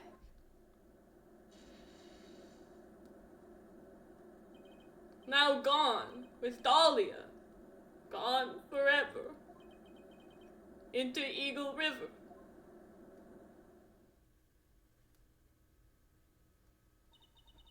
It disappeared with Dahlia, huh? Wait a minute. You can come back in now. Well, we're about ready to go. Mr. Falls, just one more question. When you said with Dahlia, do you mean the diamond is still missing? Along with the body of Dahlia Hawthorne? Never found her. My sweet Dahlia. They never found her. Swallowed by a river. Gone. Dahlia. My teen angel. Your teen angel? How old was she anyway? Just 14. 14? I guess you were robbing cradles before diamonds. Jesus Christ. Maybe you should be. She plans a fake kidnapping and disappears into the river with a rock worth $2 million. Man, oh man. Angels these days. This is not what I don't want to take any of his framing, Indaro. Falls takes the fall and gets a one-way ticket to death row. Is Dahlia Hawthorne an angel, or is she really a... Well, so much for not taking his framing, huh? We are putting way too much, like... Yeah. Looks like we have a few more aces up our sleeve now. She was 14. and clearly in a weird situation at best. Maybe we cut her a little slack. You bet. Nah, she's evil. She's evil. Yeah. The training wheels come off now, Mia. You've got to strike while the iron is hot. That's one of my rules. Remember it. Okay. Strike while the iron is hot. Make haste. Don't drink more than 17 cups of coffee during a trial. I'll try to remember that. You don't want to know what happens when you do. Are you locked in? Now then, let's continue with the trial of Mr. Terry Fall. I forgot the voice. Witness, are you feeling better? That's not right. I'll do it. I'll get it. Yes, Your Honor. I'll try my best. You're a brave young lady. Not this again.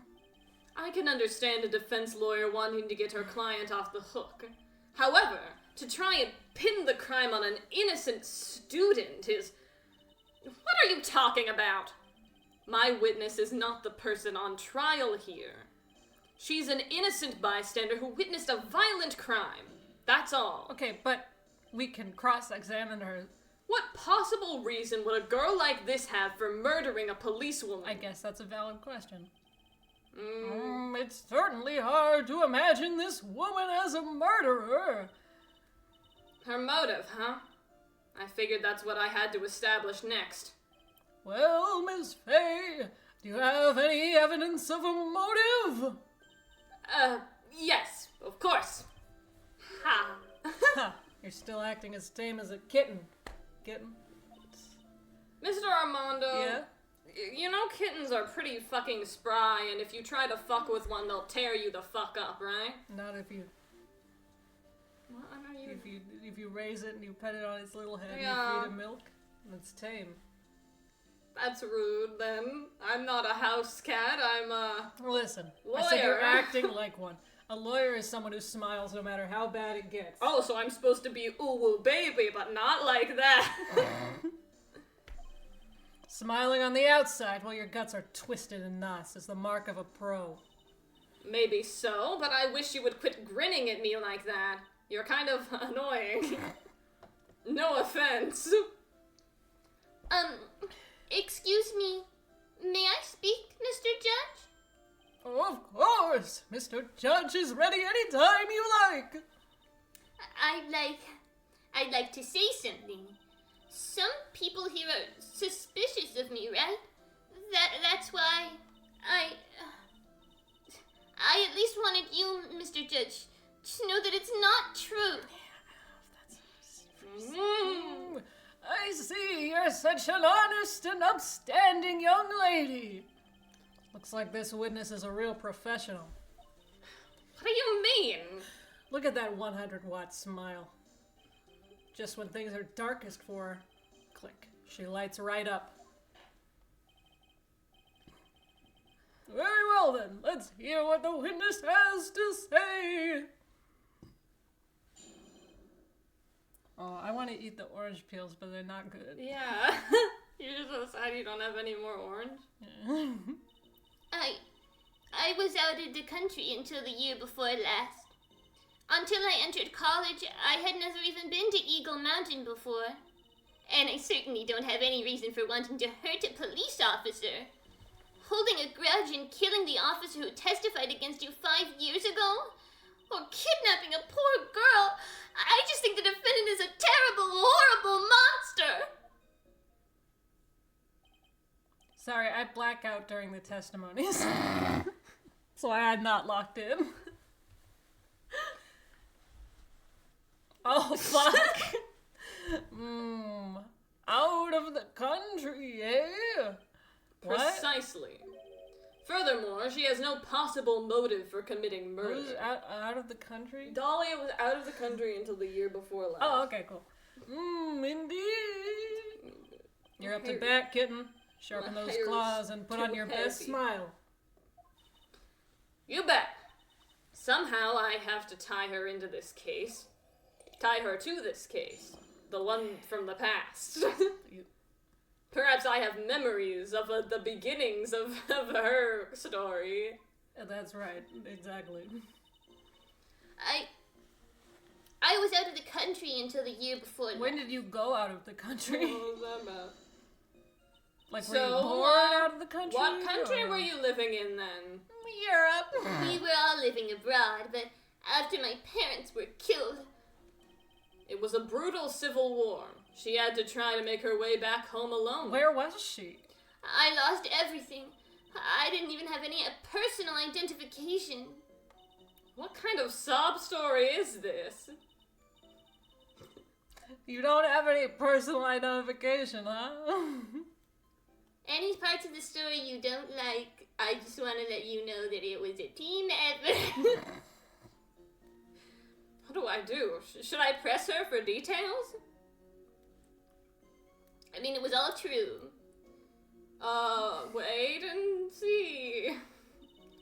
There's nothing I can do about her claim to have lost all her identification. All I can do is wait to find some other valuable evidence about her real identity. Oh, go ahead. Until I entered college, I had never even been to Eagle Mountain before. So what made you decide to go to Eagle Mountain anyway? I just love being outdoors. Picnics, hiking, that sort of thing. You don't look like much of a hiker to me, but you do look like a digger of sorts.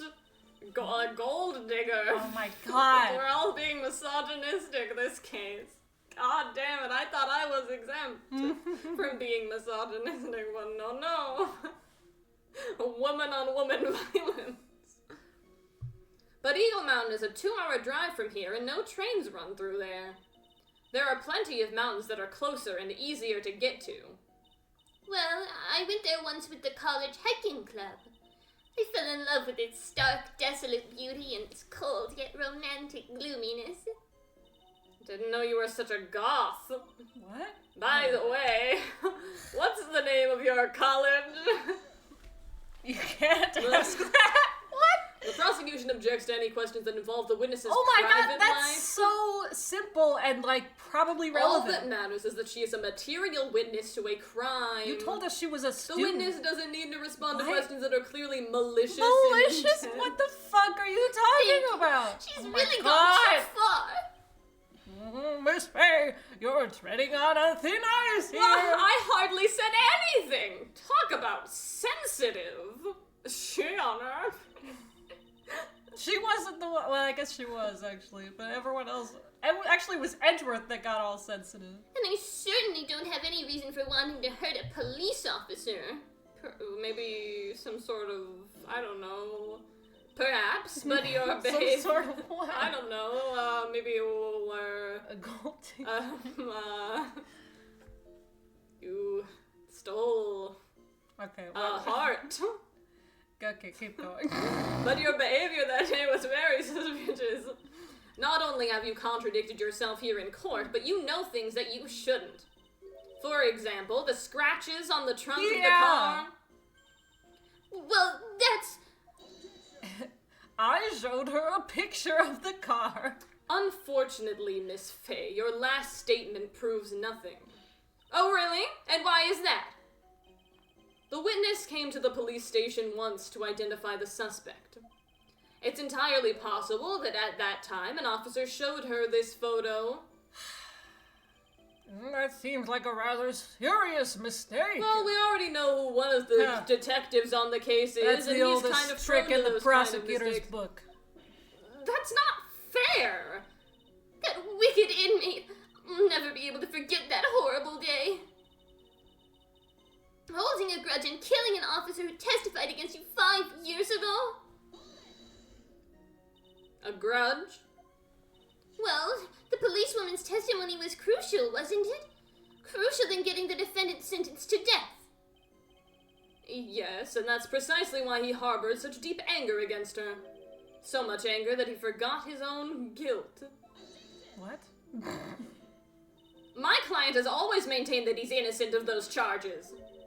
He seems rather forgetful. Your client, I mean.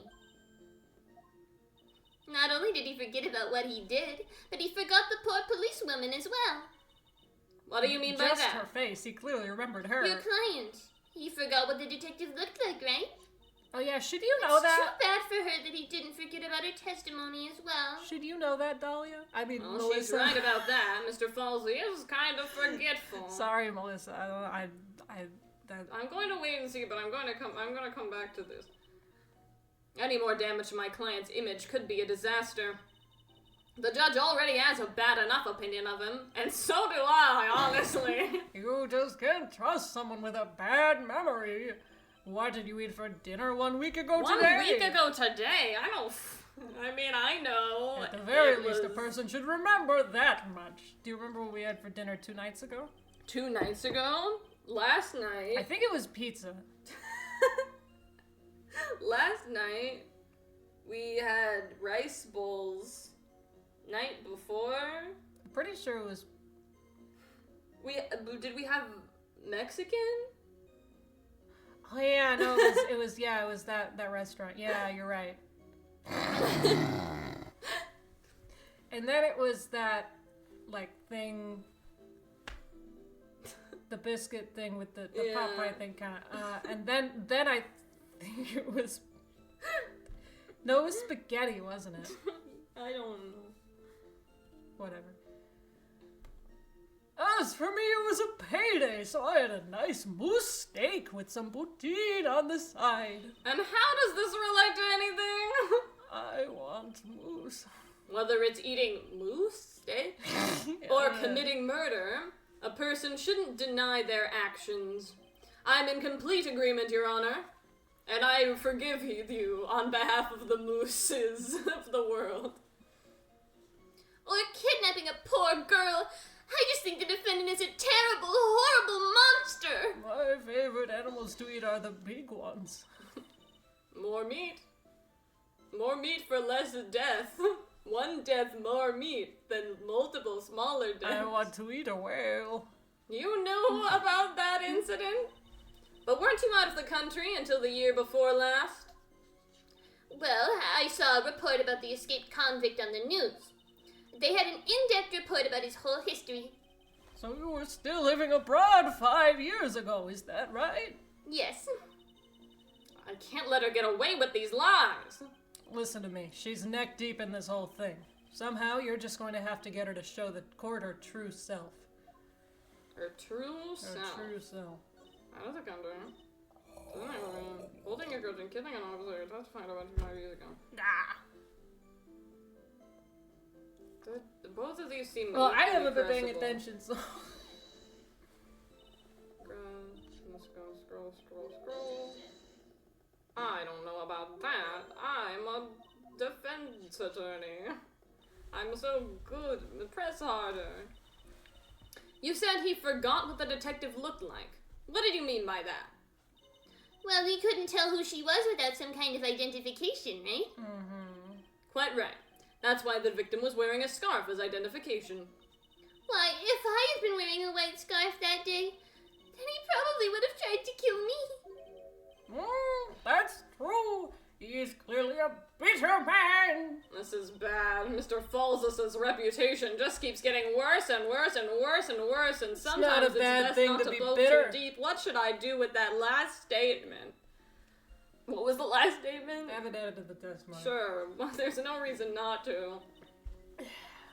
Add to the official testimony. The prosecution has no objection. After all, the defendant is a killer and a mentally unbalanced one at that. That testimony only helps to further prove that point. I'm going to start being ableist, too. One side of his brain is heavier than the other. Unbalanced? No, that's not why I... My pleasure, Mr. Judge. Sorry, now I'm trying to figure out how you would confirm that without, like, you know, taking the brain out and cutting it in half. If it was, like, significantly, like, bigger, like, I'm sure they could, like, do some sort of scan. I thought, oh yeah, you could do a scan. But my first thought was, like, you have him put his head on the scale like this, and then do it on the other side. That's not how that works. I guess I'm lucky I wasn't wearing a white scrub. Sorry. What do you mean by lucky? Well, it's February now. Everyone is wearing scarves. If I had accidentally... You don't look like you're wearing a dress for cold weather. I am. If I had accidentally worn a white scarf like he said... Then you yourself might have been killed. That would have been a terrible loss for this world. Looks like you pressed too hard this time, kitten. Mr. Armando! Keep looking around you and you're gonna lose sight of the finish line. You're so rude! Justice is blind, but she's not deaf. Sometimes you have to know when not to talk. Okay. It's not what justice is blind means. Yes, it is. You knew about the incident? I knew about it from the news. Oh. I Skip my dialogue. Oh.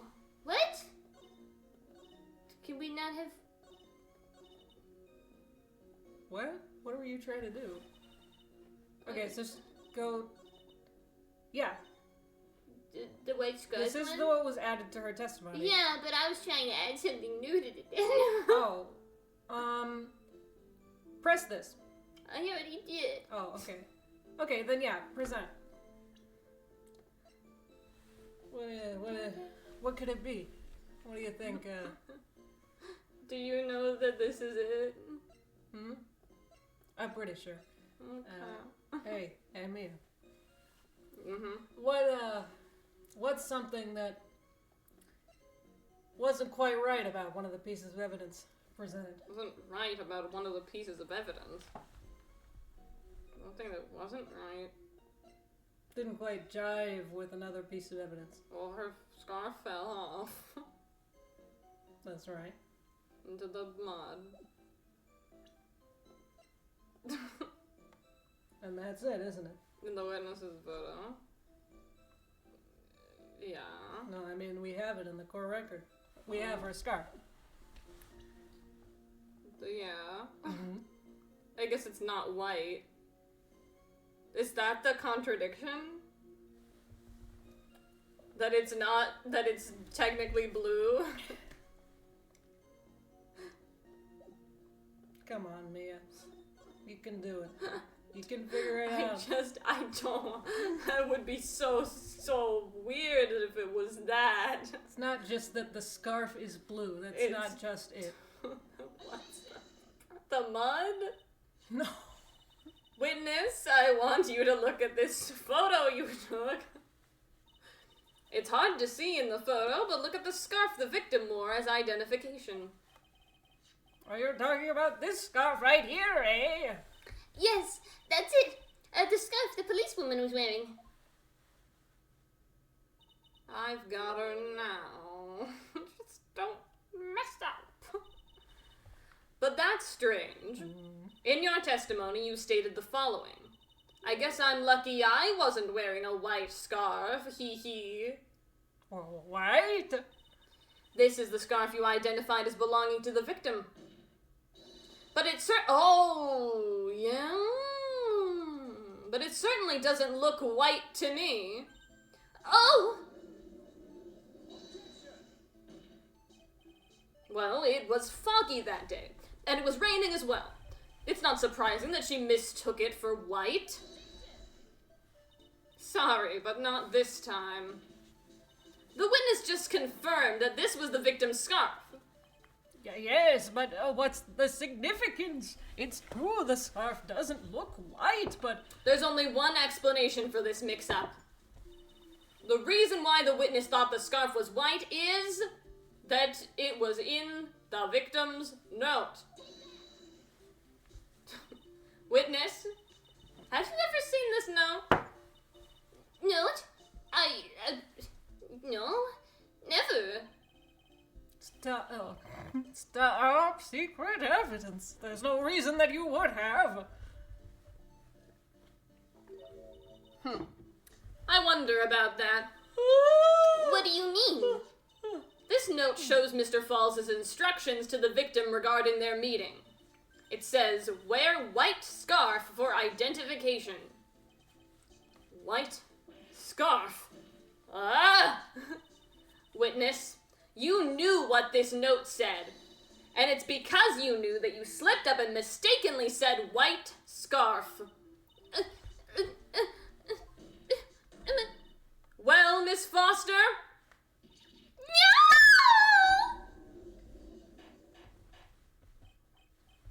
Order. Mr. Edgeworth, I'm waiting for an explanation. I will give you one. I'm quite sure this note wasn't leaked to the public. And yet, This witness knew exactly what the note said. At the time of the murder, the number of people that knew were quite limited. Terry Falls is one. The person who wrote the note, Valerie Hawthorne, is another. And finally, one more person. Did you say That's one more person? That's right. A person that no one would have suspected. Have you figured it out yet, kitten? Yep. I know everything. The third person that knew the contents of the note was Melissa Foster. No. No? No, you... Hang on there, kitten. Hmm? What is it?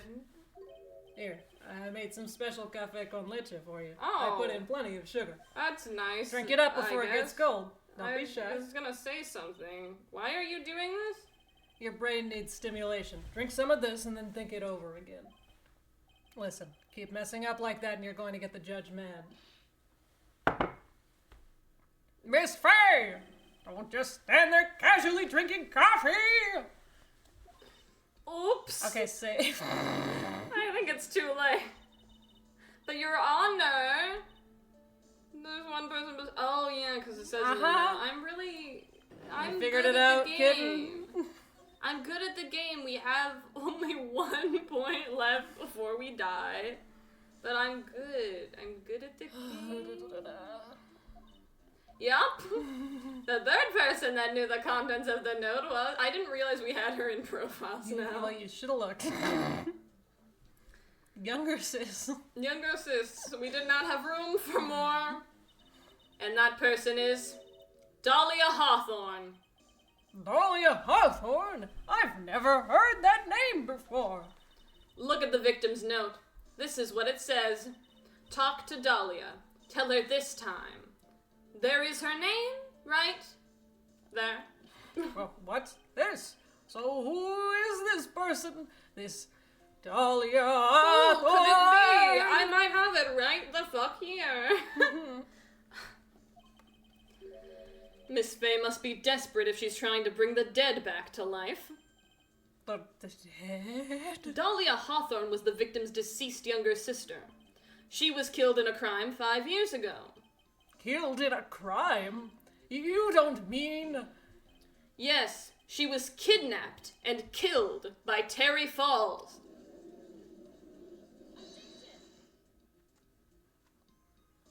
Mia, have you ever seen the movie Quantum Leap? The sci-fi movie? Yeah. Or it's a TV show, I think. I haven't either. Alright. You said she was killed, but was she really? What are you implying? Of course, people thought she had died 5 years ago, when she fell off Dusky Bridge and was lost in the Eagle River. However, her corpse was never found.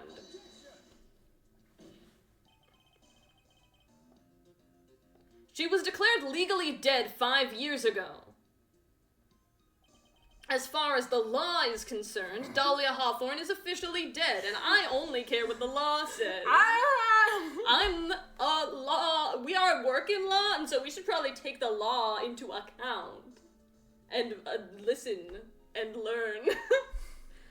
But the fact remains that her body was never recovered. Dahlia Hawthorne was 14 years old 5 years ago. If she were still alive, she would be 19 now. Melissa Foster, I believe that's the same age you are. Even you couldn't... Miss Faye, you're not saying that... But I am. That's precisely what I'm saying. This witness before us is the girl that was kidnapped and killed 5 years ago. This girl is, in fact, Miss Dahlia Hawthorne. What? Huh, nice work. That was like tossing a grenade into a 3-alarm fire. But unless you can tie all the loose ends together, you're nothing but a hit-and-run arsonist. I understand. If I can expose her true nature, I can turn this whole case on its head. Now is my chance to make Mr. Edgeworth squirm.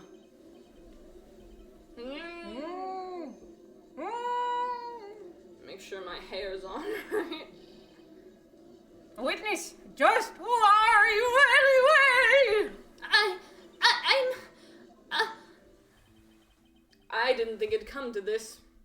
That's enough. You don't have to say any more, witness. Yes. I understand. What? Mr. Edgeworth, explain yourself!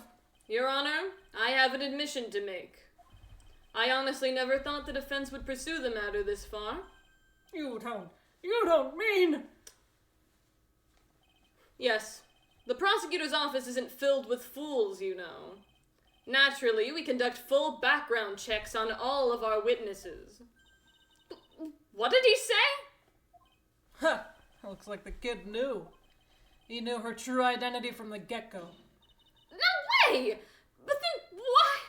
If you hadn't revealed her secret, he wasn't going to say anything about it. All he wanted was her testimony, so he made a little trade. Let me introduce you to the victim's younger sister, Miss Dahlia Hawthorne. But, I thought she died 5 years ago? We thought so as well, but, well, as you can see, why? Why did she hide her identity for 5 years? That has nothing to do with the current case. She was merely an accidental witness to a crime. Accidental? I don't believe that for a minute. For the last 5 years, she's been playing the role of victim. And now we find her acting suspiciously at the scene of another murder. Really, Miss Fay, I must say your strategy here is painfully obvious. You're trying to pin your client's crime on an innocent witness in order to win. At any cost. How dare you? Please, let us take a moment to think. 5 years ago, this girl was kidnapped and nearly killed. But even worse than that, 5 years later, Dahlia Hawthorne lost something much more precious. Her big sister. Miss Fay must be insane to even suggest that she murdered her. What? Oh, he wants out, I think. I'm inclined to agree with the prosecutor's logic. Do you mind letting him out? Miss Fay, do you have any evidence to back up your assertion? What possible reason would this witness have for killing her beloved sister? Well, you see, I thought I was winning. Somehow he's turned it around on me. I think you need a little push in the right direction, kitten. The defense is prepared to present evidence supporting our claim. Okay, thanks. That's great. That wasn't me. It was this guy. This crazy coffee addict. I think we've heard enough empty threats from you, old man. What makes you think they're empty, boy? Because your protege looks like she's sweating bullets. That's medication. I'm actually not sweating as much as I was earlier. You think you're in a tough spot, huh? Of course, aren't I? No. You just arrived at the moment of truth, that's all. Whether you win or lose, that's up to you. Up to me? The rashness of youth. How charming. Just push the not guilty button. This is coming from someone younger than me. I'm gonna kill everyone. Back to killing everyone. Well then, let's not waste any more time. Miss Fay, what motive would this witness have for murdering her own sister? Valerie Hawthorne. The told truth must come out. Victims, no. The story starts after Terry Falls escaped. That's a long story. It's not that long. He called Valerie and told her he wanted to meet. This is the note she left. It says, talk to Dahlia. Tell her this time the whole truth must come out. Valerie Hawthorne gave Dahlia a warning. She told her she was going to reveal to the world the whole truth. The whole truth? There was a dangerously important secret between Valerie and Dahlia. That's the reason Dahlia felt she had to kill Valerie. To keep her mouth shut permanently. A terrific story, Miss Fay. If you like fiction, that is, and I don't. I hate fiction, especially children's shows. Enlighten the court, Miss Fay. What was this secret that was so important? Where's your evidence? Dahlia and Valerie Hawthorne and Terry Falls. There's only one important secret that connects them all. Oh yes, I know this secret. Your Honor, the defense would like to request further testimony. What testimony? Regarding the kidnapping 5 years ago. We believe it will explain a lot of things, such as the nature of the important secret between the Hawthorne sisters. Ugh. Very well. I'll grant your request for further testimony. I know it'll be painful for you, but can you enlighten us once more, my little maple leaf? Yes, I'll try, Mr. Judge. Putting on the old charm one more time, Dahlia. But this will be the last time you hide behind your womanly wiles, you woman. I hate women. Okay. Am I doing it right? No, you're being too on the nose. Oh, okay. You just gotta compare them to animals. Okay.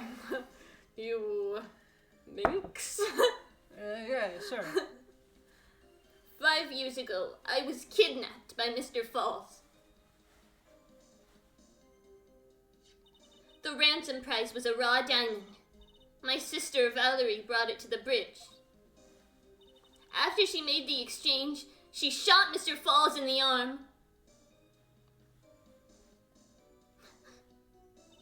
That's when Mr. Falls tried to kill me by shoving me off the bridge from behind.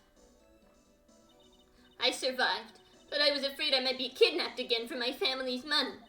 So I decided to change my identity and start a new life.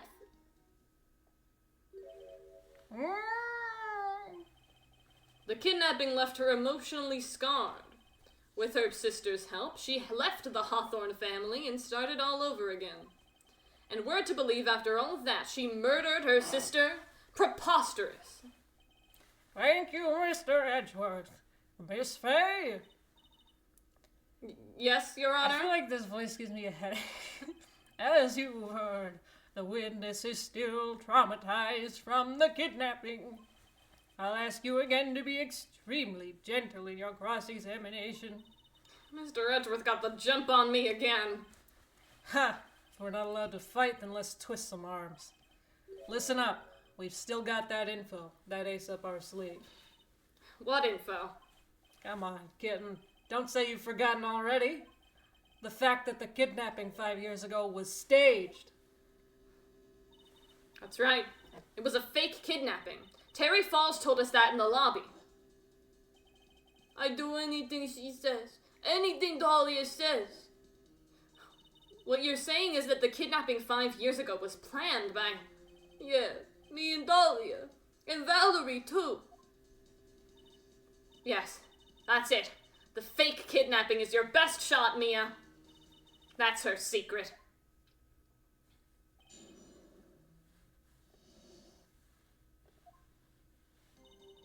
"5 years ago, I was kidnapped by Mr. Falls. The ransom price was a raw diamond. My sister Valerie brought it to the bridge. I guess I should be pressing. Kidnapping yeah. Mr. Falls. Cool. Ransom price was a raw I diamond. mean, not, I guess. My But... sister Valerie brought it to the bridge. After she made it. Why? Okay. Why? That was a dangerous thing to do considering you were being held hostage. Uh-huh. Yes, but actually that saved my life. What do you mean? You see, Mr. Falls was holding a knife in his right hand. Somehow, I just knew he was going to use it.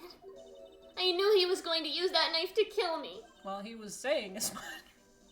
That's why my sister shot him. It was to save me. That's when Mr. Falls tried to kill me by shoving me off the bridge from behind. Yeah, press that. I'd like to hear more about what happened right at that moment. Well, when Mr. Falls was shot in the right arm, he let go of me. I was dazed. I turned to try and run away, but Mr. Falls turned to grab me as well. As I ran past, he and I locked eyes for a second, and he gave me a large, bloodthirsty grin. Bloodthirsty grin? Oh! And in the next instant,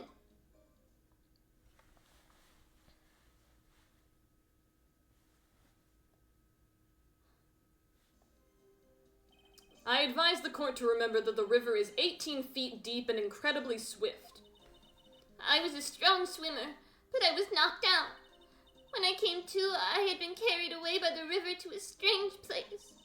I'll never forget that day. The crumbling bridge, nowhere to run. Then just one little shove from behind. That was it. Before my sister could catch me, I fell into the river. I survived, but I was afraid I might be kidnapped again for my family's money.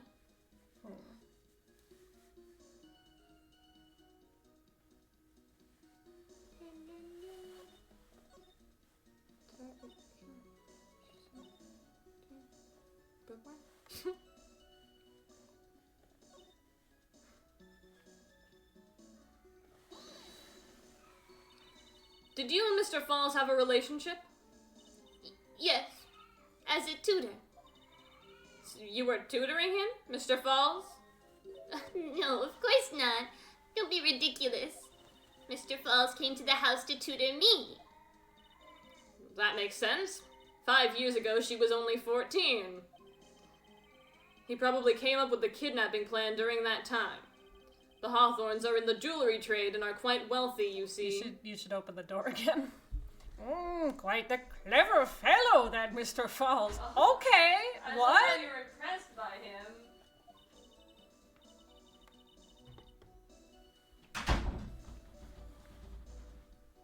Did I hear him right? Did he just call Mr. Falls a clever fellow? Oh no, the problem with what he said was that actually he's an idiot. The ransom price was a raw diamond. My sister Valerie brought it to the bridge. Oh, I'll press that. I mean, yeah, we're just pressing everything at this point. I heard the diamond is valued in the neighborhood of $2 million. Whatever happened to that diamond? It's in the river. Oh, cause she lived? $2 million? It was still uncut, so it was about the size of a pint of milk. A pint of milk? A $2 million pint of milk.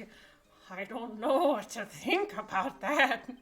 The defendant demanded that her sister Valerie make the exchange. Milk from a golden cow. Okay. Not as a detective, of course, but as an individual. By the way, I want to ask you, Mr. Edgeworth, why do you think he wanted to make the exchange up there on that mountain? If he ever got surrounded, it would be hard to escape. There's one thing a kidnapper wants to prevent, and that's police involvement. In a place like that, it would be easy to tell if he was being followed. With only one entrance to the mountain, he was ensuring his safety. What a wickedly clever man that Mr. Falls is. Yeah, right. It was all your plan. Anyway, Valerie brought the diamond to the mountain, and after she made the exchange, she shot Mr. Falls in the arm. That's when Mr. Falls tried to kill me by shoving me off the bridge from behind. Did we press this? I survived, but I was afraid I might be kidnapped again for my family's money. Man, I don't know what it is. And that's why you hid your identity? Yes. I only told my sister. Valerie Hawthorne, eh? Yes, she's the only one who knew about me. Meanwhile, legally, this witness has been deceased for 5 years.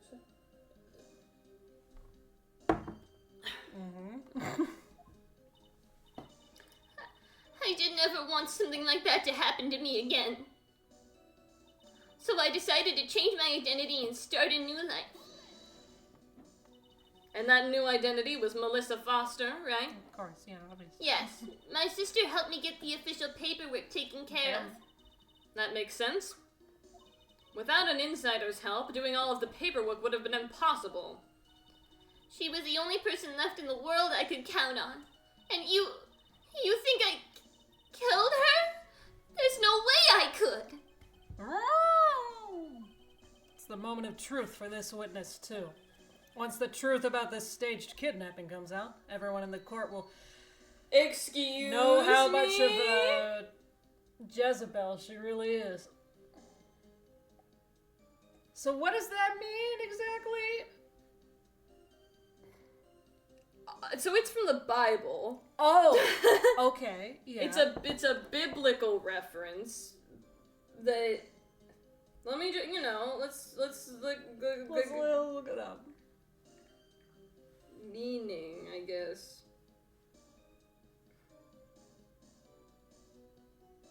This is a description from a Christian of Queen Jezebel. Was a wicked queen of Israel married to the enabling king Captain Ahab. She persecuted God's prophets and basically banned the religion of Yahweh in Israel.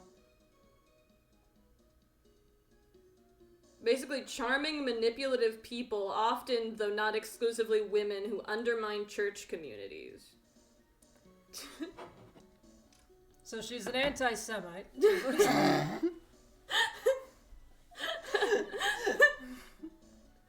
I've just got to prove that kidnapping was a hoax. 5 years ago, I was kidnapped by Mr. Falls. The ransom price was a raw diamond. My sister Valerie brought it to the bridge. After she made the exchange, she shot Mr. Falls in the arm. That's when, okay. He tried to kill me by setting out the bridge. The raw diamond thing, where did the diamond go? Lost to Eagle River 5 years ago.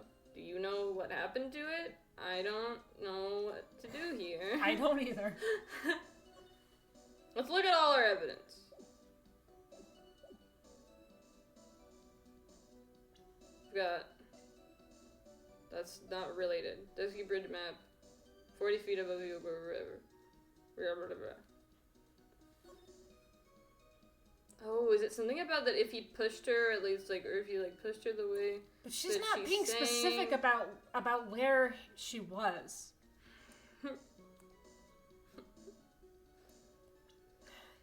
But yeah, we can try that. We saved, right? Taken yeah, bridge unchanged for 5 years. Photo. Let's try it. I'm gonna try it. Yeah. Okay, yeah, I don't think there's enough info to... You say that Mr. Falls pushed you into... but... There is no evidence to justify this that we have. You say that Mr. Falls pushed you into Eagle River.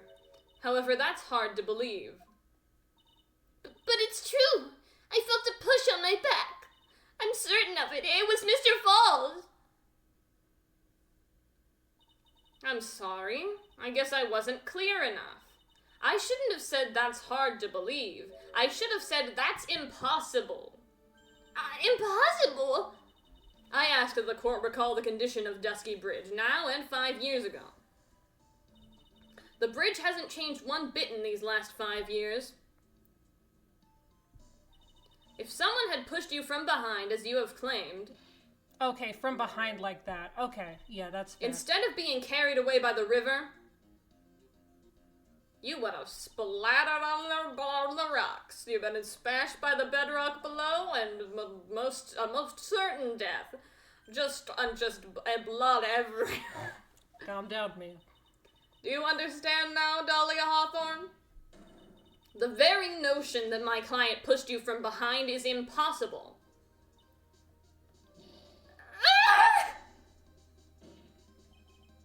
Your Honor, this event occurred 5 years ago. My throat is getting tired.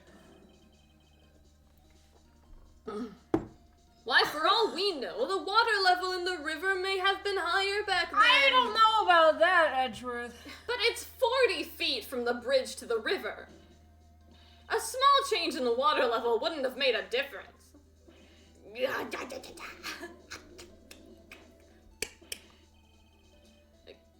Now, you're right. If the events occurred just as the witness had testified, then the defendant couldn't have pushed the witness into the river. Young lady, what is the meaning of this? You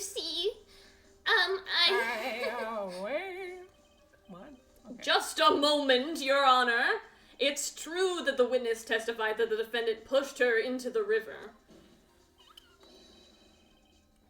However, she never stated that she fell from the back end of the bridge. Yes, I agree. What do you mean? That's why it was our... After being shot in the arm, it's plausible that Mr. Falls panicked.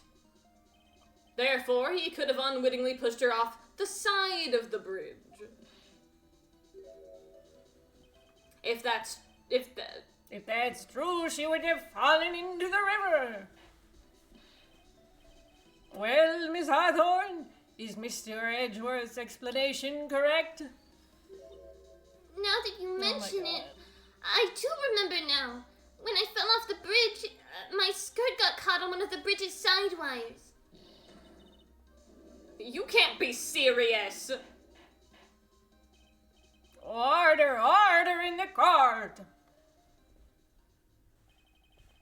It seems Miss Faye's assault has finally reached its conclusion.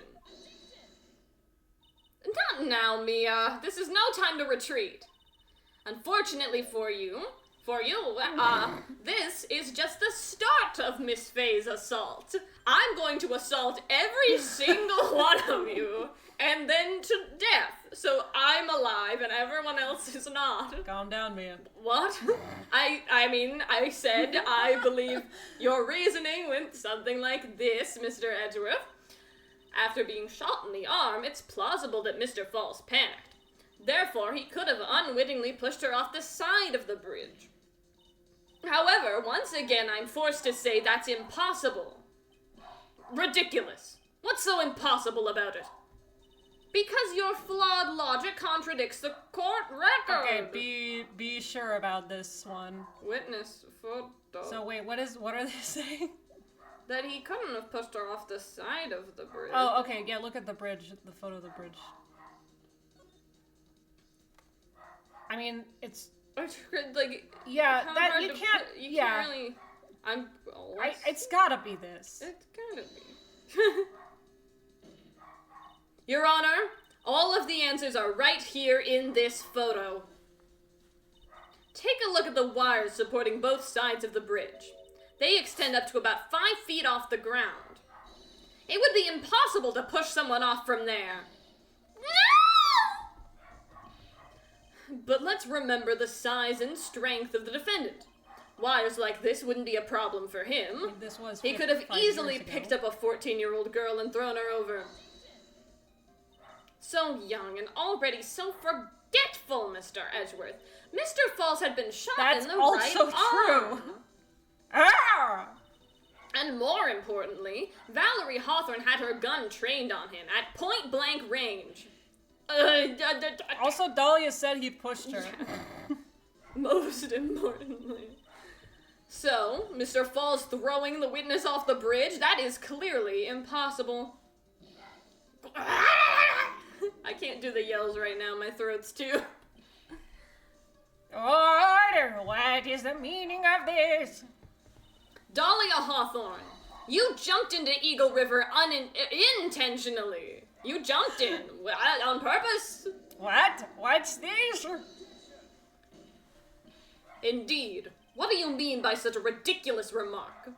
He said indeed he agrees with us. Yes, it's ridiculous. My sister was there to help me. She had her gun and handcuffs. She could have saved me. Jumping into a raging river like that would have been suicide. Perhaps. But still, that's exactly what you did. You were probably confident that you could handle the swift current. You said you're a strong swimmer. But even more so, the witness had a much more compelling reason for jumping into the river.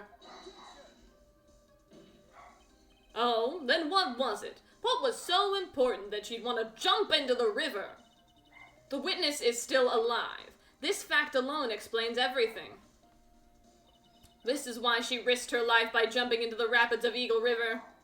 To take the demon. 5 years ago, something else disappeared along with Dahlia that day. The item that Valerie brought up the mountain with her. The $2 million diamond. Ah! No. It can't be!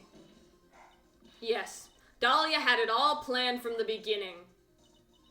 The $2 million. She was going to keep it all for herself. She forced Mr. Falls to help her fake the kidnapping. She forced him by asking. By asking and being attractive.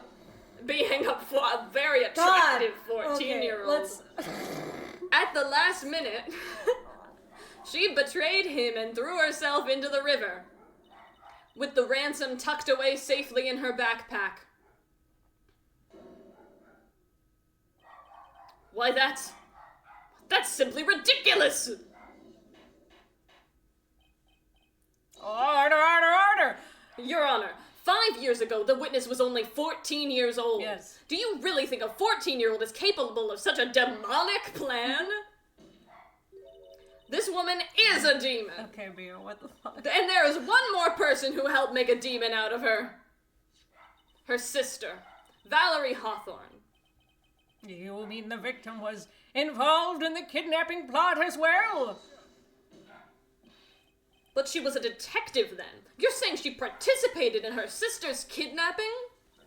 Precisely. It wasn't a real kidnapping. I'm sure that it weighed heavily on her conscience for the past 5 years. I don't This know, is the maybe sole not. reason behind the victim's murder. She's a cop. What do you mean by that? On the day of the murder, after receiving the phone call from Mr. Falls, Valerie called her sister, Dahlia. And then she told her what she was planning to do. Planning to do? She was going to tell the whole truth, as she wrote in her note. That is what sealed Valerie Hawthorne's fate. That is when you hatched your demonic plan to kill 2 birds with 1 stone. A plan that would ensure neither of your accomplices to the kidnapping would talk. And that is why you killed your sister, Valerie Hawthorne.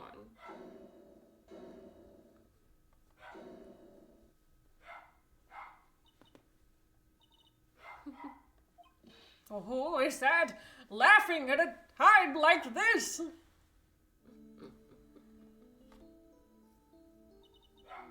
Forgive me. It's just hilarious. Witness? Is that you? You amuse me, woman. Miss Mia Fey. You can certainly weave an exciting tale. Naturally. You have the evidence to back it up, don't you? Evidence? Evidence that I planned the kidnapping, of course. That at 14, I plotted it with Mr. Falls and my sister. Well, And one more thing. What happened to the $2 million diamond? If you can't provide evidence to at least show that. You had it. What happened to you? That's the question for you. Miss Fair. I don't know. What a joke. You, Miss Vey. Are you stupid or something?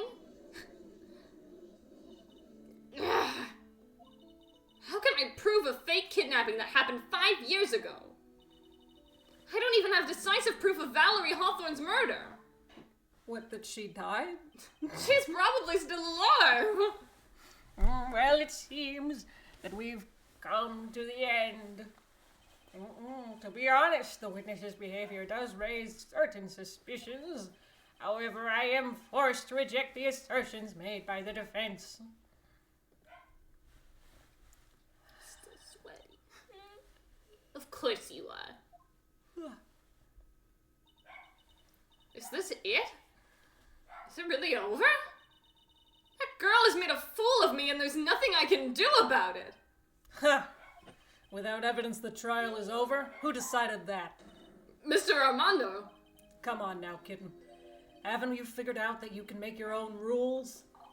For example, even if there's no evidence, there's still testimony. Testimony? On the day in question, Dahlia Hawthorne murdered her sister, Valerie Hawthorne. She hid her body in the trunk of Mr. Fall's stolen car and then went to meet with him, disguised as her sister, Valerie Hawthorne. That's what you think, right? Yes, that's right. In that case, there's only one answer, right? Yeah, I guess. There's only one person left who can testify about Valerie Hawthorne's murder. Since there's no proof, there's only one thing left to do. Who is the one person who can testify to that demon woman's crime? Alright, we're calling her a demon now. Well, that's her thing. She's a demon. It's Terry Falls. Let's bring him up here. It's me. Your Honor, the defense wishes to call a new witness. So what does the court record say about him? What does the court record say? That's options. Court record profiles. Sentence to, yeah. No, I mean... yeah, Armando. A hotshot lawyer, my senior and rival at the office. A bit smug. Dubbed a genius. This is Dahlia Hawthorne. Homicide still new. It's just everyone's new here. Ooh. Turnabout beginnings. A new witness. Yes, we would like to hear the testimony of Terry Falls. The defendant? There's only one person that can shed any further light on the situation. The defendant! No, that you said that too matter of fact. It's the defendant? Sorry. There's only one person that can shed any further light on the situation. Only one person that knows what Dahlia's role in the kidnapping was. Only one person that can say whether the person in the photo is Valerie Hawthorne, or whether it was in fact her younger sister Dahlia disguised as her. There's only one person who can solve this riddle once and for all, and that person is Terry Falls.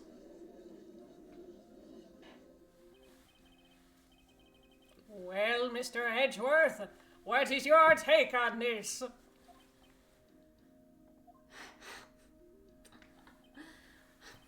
Why not? The prosecution has no objection. Very well. Very well. Bailiff! Bring the defendant to the witness stand. This is my last chance, Mr. Falls. My last chance to establish Dahlia's guilt. You're all I have left.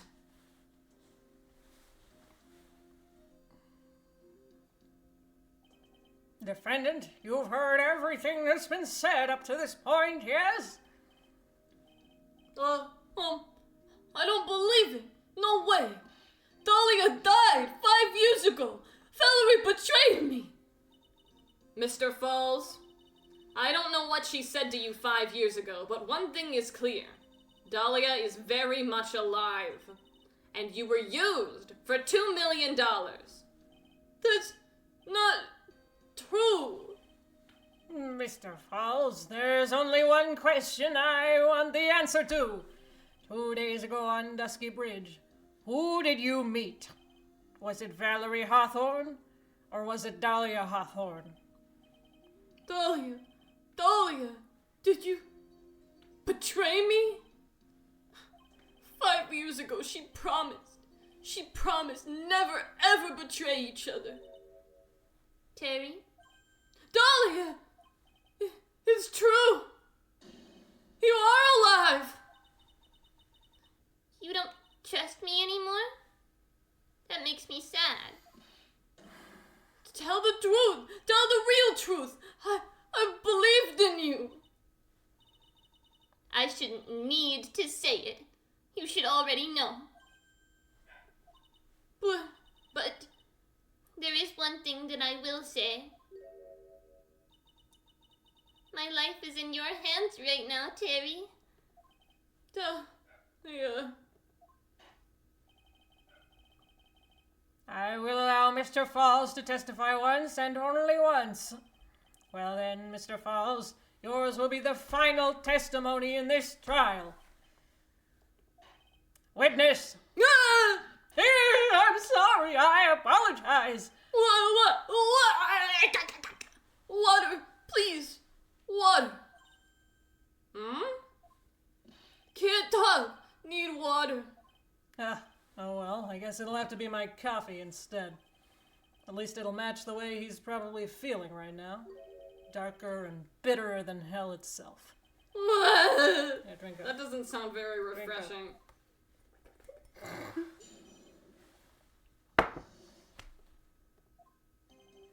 That day, 4 p.m., I stopped the car. I was in front of Bridge. She wasn't there, so I waited on Bridge. I watched my car from Bridge. I never put nobody in that car. Finally, one woman came. She stood in front of me. We talked, then she left. That was Valerie, not my Dahlia.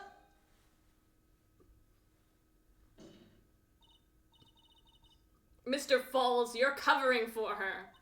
Do you think she would do the same for you? That's enough, Miss Fay. His last statement was a fitting way to end the final testimony of the trial. Well then, Miss Fay, please proceed with your cross-examination. Is this how you wanted to end, Mr. Falls? Another guilty verdict to go along with your death sentence? There's only one person who can stop it. You, kitten.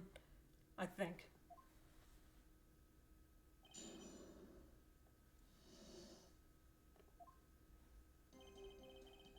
That day, 4 p.m., I stopped the car. I was in front of the bridge.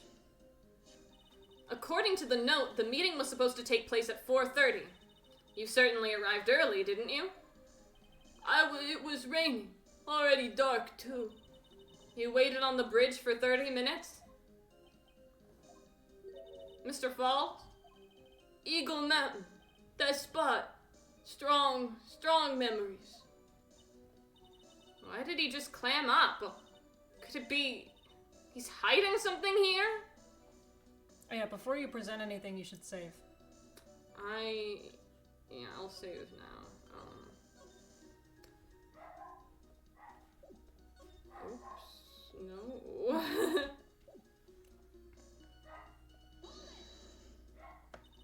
You were quite early, so you waited on the bridge, correct? Yeah, sorry, that's me. I like waiting. I'm used to it. I'm sure he is. Zebra Boy waited 5 years to ask a single question. To find out why a woman betrayed him. To him, 30 minutes must have been like a blink of an eye. I watched my car from bridge. I never put no body in that car. You were watching the car? That bridge, other side is broken. Nobody can come from there. So I was watching car. What else were you expecting him to do?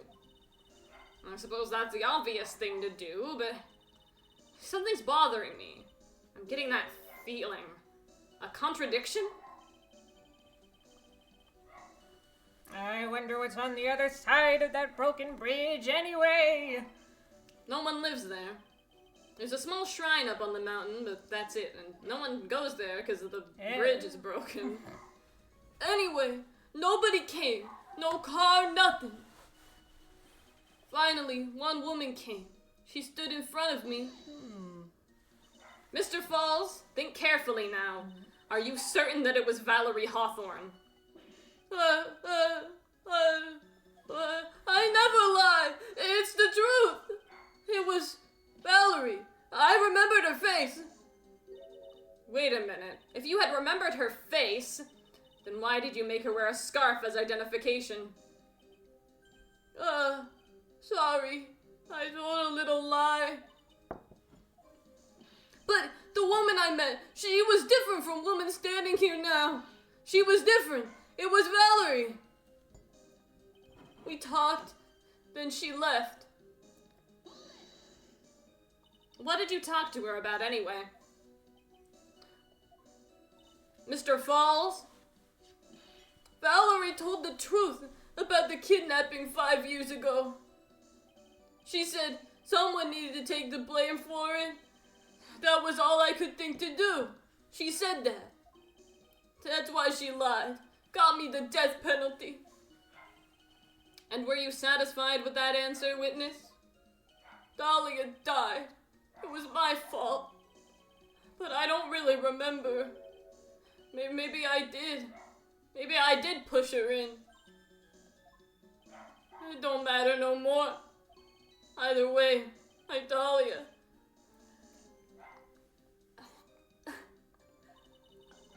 Aiden. Mm-hmm. But you just saw that she isn't dead. After Valerie talked to me on bridge, nothing left to live for. That was Valerie, not my Dahlia. How can you be so sure? It was raining at the time, and sunset that day was at 5 o'clock. It would have already been pretty dark on that mountain at 4:30. Please, Mr. Falls, this is your last chance! You've already taken the fall once for something you didn't do. That woman, it wasn't Dahlia. Stop right there. What more needs to be said? Even if it means the death penalty, even if it means taking the blame for murder, you'll still do whatever is necessary to protect her, won't you, Mr. Falls? I know it's obvious, but he's clearly lying. He's been cursed by Dahlia Hawthorne. Maybe he should have not been dating a teenager who he was tutoring. He'll probably go to his grave still believing in her. Mr. Falls. Even if you can show he's lying, the poor guy will still be cursed. You'll still have to point out the contradiction anyway. That's the curse of being a defense lawyer, I guess. So I'm talking a lot about curses here. Curses. Curses I think and this demons. was, there was something here, maybe. There was, okay, so it's, I know what to do. Yeah. Mm-hmm. Why you just climb up? Could be he's hiding something. So, She wasn't there, the next so I one? waited on bridge. Lost my car. The next one. Finally, the one Yeah, walking. this one. She stood in front of me. Present. Oh. Because, Yep. he's on this side and she's on that side, so she was there first. Mm-hmm. So when you got to the bridge, no one had arrived, huh? So you waited on the bridge. You're sure of that? Yeah, I'm sure. You're sure, huh? Well, then I'm sure too, Mr. Falls. I'm sure that you're lying. Huh? What?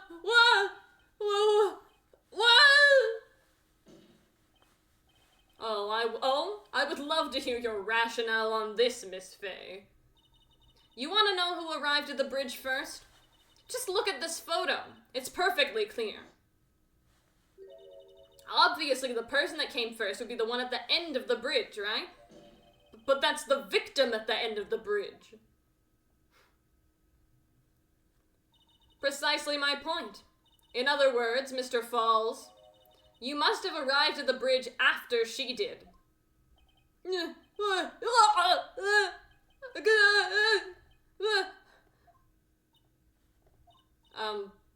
Mr. Falls, please don't get so worked up. We just want the truth. I got there around 4 o'clock. It's true. I had somewhere to go. A special place. Did you go to this special place before you went to the bridge? Yeah. It's an old temple about 15 minutes from the bridge. 5 years ago, me and Dahlia, we promised each other. We swore we wouldn't betray each other. She brought a memento to represent our love. A memento? 5 years ago, I hid it under a base of tree there. It's a special memory for me. This is it. This is what I went to get.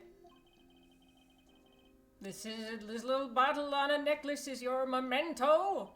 It's quite charming, but it looks empty. Your Honor, you heard what my client said. He arrived at the scene at 4 o'clock. But then he then left his car unattended and walked away. He was gone for approximately 30 minutes. With that much time, Dahlia Hawthorne could have easily hidden the body in the trunk of his car. No! Indeed, there certainly was enough time for it. I've still got a chance. Mr. Falls, there's no mistaking it. Huh? Mr. Falls?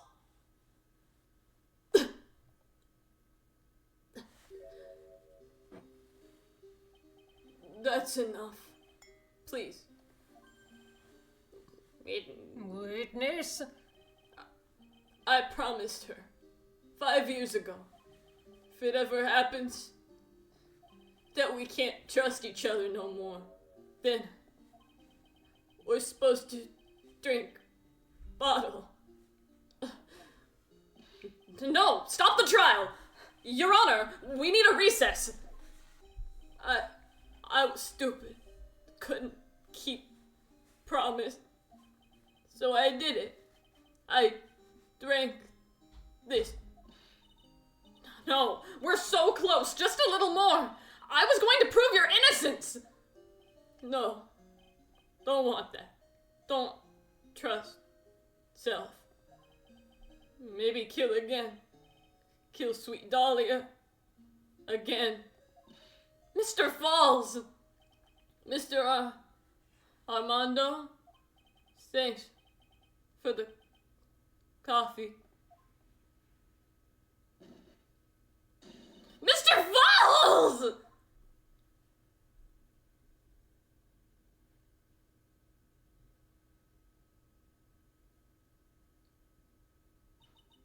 And so my first trial ended.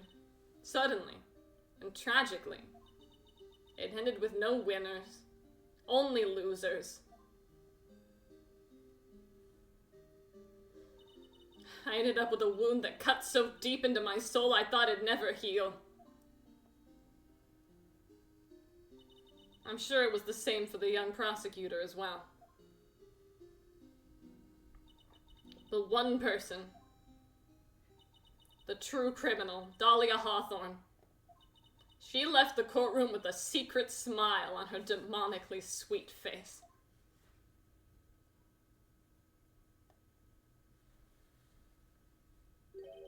Unforgivable. That witch. Also, he was still smiling.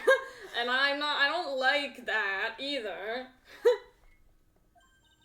Mr. Armando. We were so close to the truth. It was right there in front of us. You were just a little too soft, Kim. It's my fault! It's all my fault that Mr. Falls killed himself! Don't cry, kitten. You're going to make my coffee all salty. God, I hate you! I knew it! I knew I wasn't cut out for this! Mia. Don't you get it? You can't cry yet. Try to actually smash it. The only time a lawyer can cry is when it's all over. Mr. Armando! You're so weird. No matter how tough the case, no matter how bitter the memories, they always fade over time. Then you file them. No, you. I'm supposed to file them away. And eventually forget them. I wanted to kind of fade into you. Sorry. 1 year later, in this very same courthouse, I myself got wrapped up in that case. I'm so scared. I pissed myself. Only after that did Dahlia Hawthorne get put on trial for her crimes.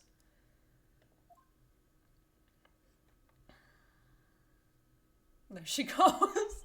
The verdict that was ultimately handed down to her was guilty, of course. Naturally, when the verdict was read, she had a perfect, angelic smile on her face.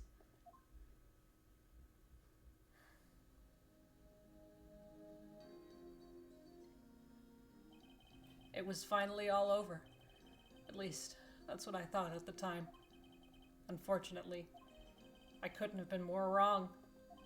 It's been 5 years, but now something has happened that's made me remember all this.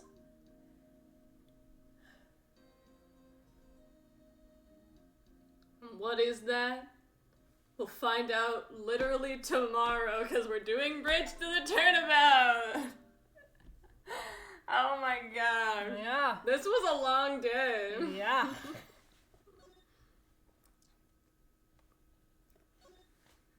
Hi.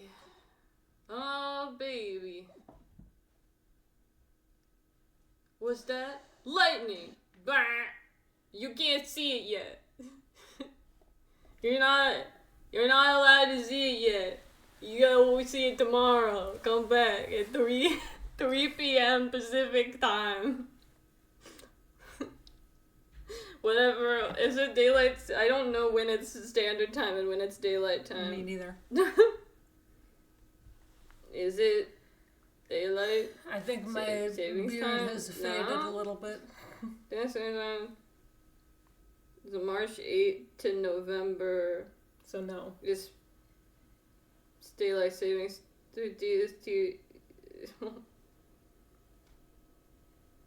Okay. Well, thanks. Whatever. It doesn't matter. It's normal. It's standard time. Pacific Standard Time. Yeah. 3 p.m. tomorrow. Be here or be queer. That's not. Or be queer. No queer people allowed. I won't be there. I'm doing it all myself. I don't think you're allowed to be there either. Yeah, maybe not. Where we're at. Non-specifically outing. Yeah. You're adjacent, at least. Right, that's just what it is. I don't have a specific label right now. Anyway, be here, be there, or be square. Go to jail. Or be here. And tomorrow at 3 p.m. Pacific Standard Time, we're leaving now. I'm so tired. Yeah, Good goodbye. night.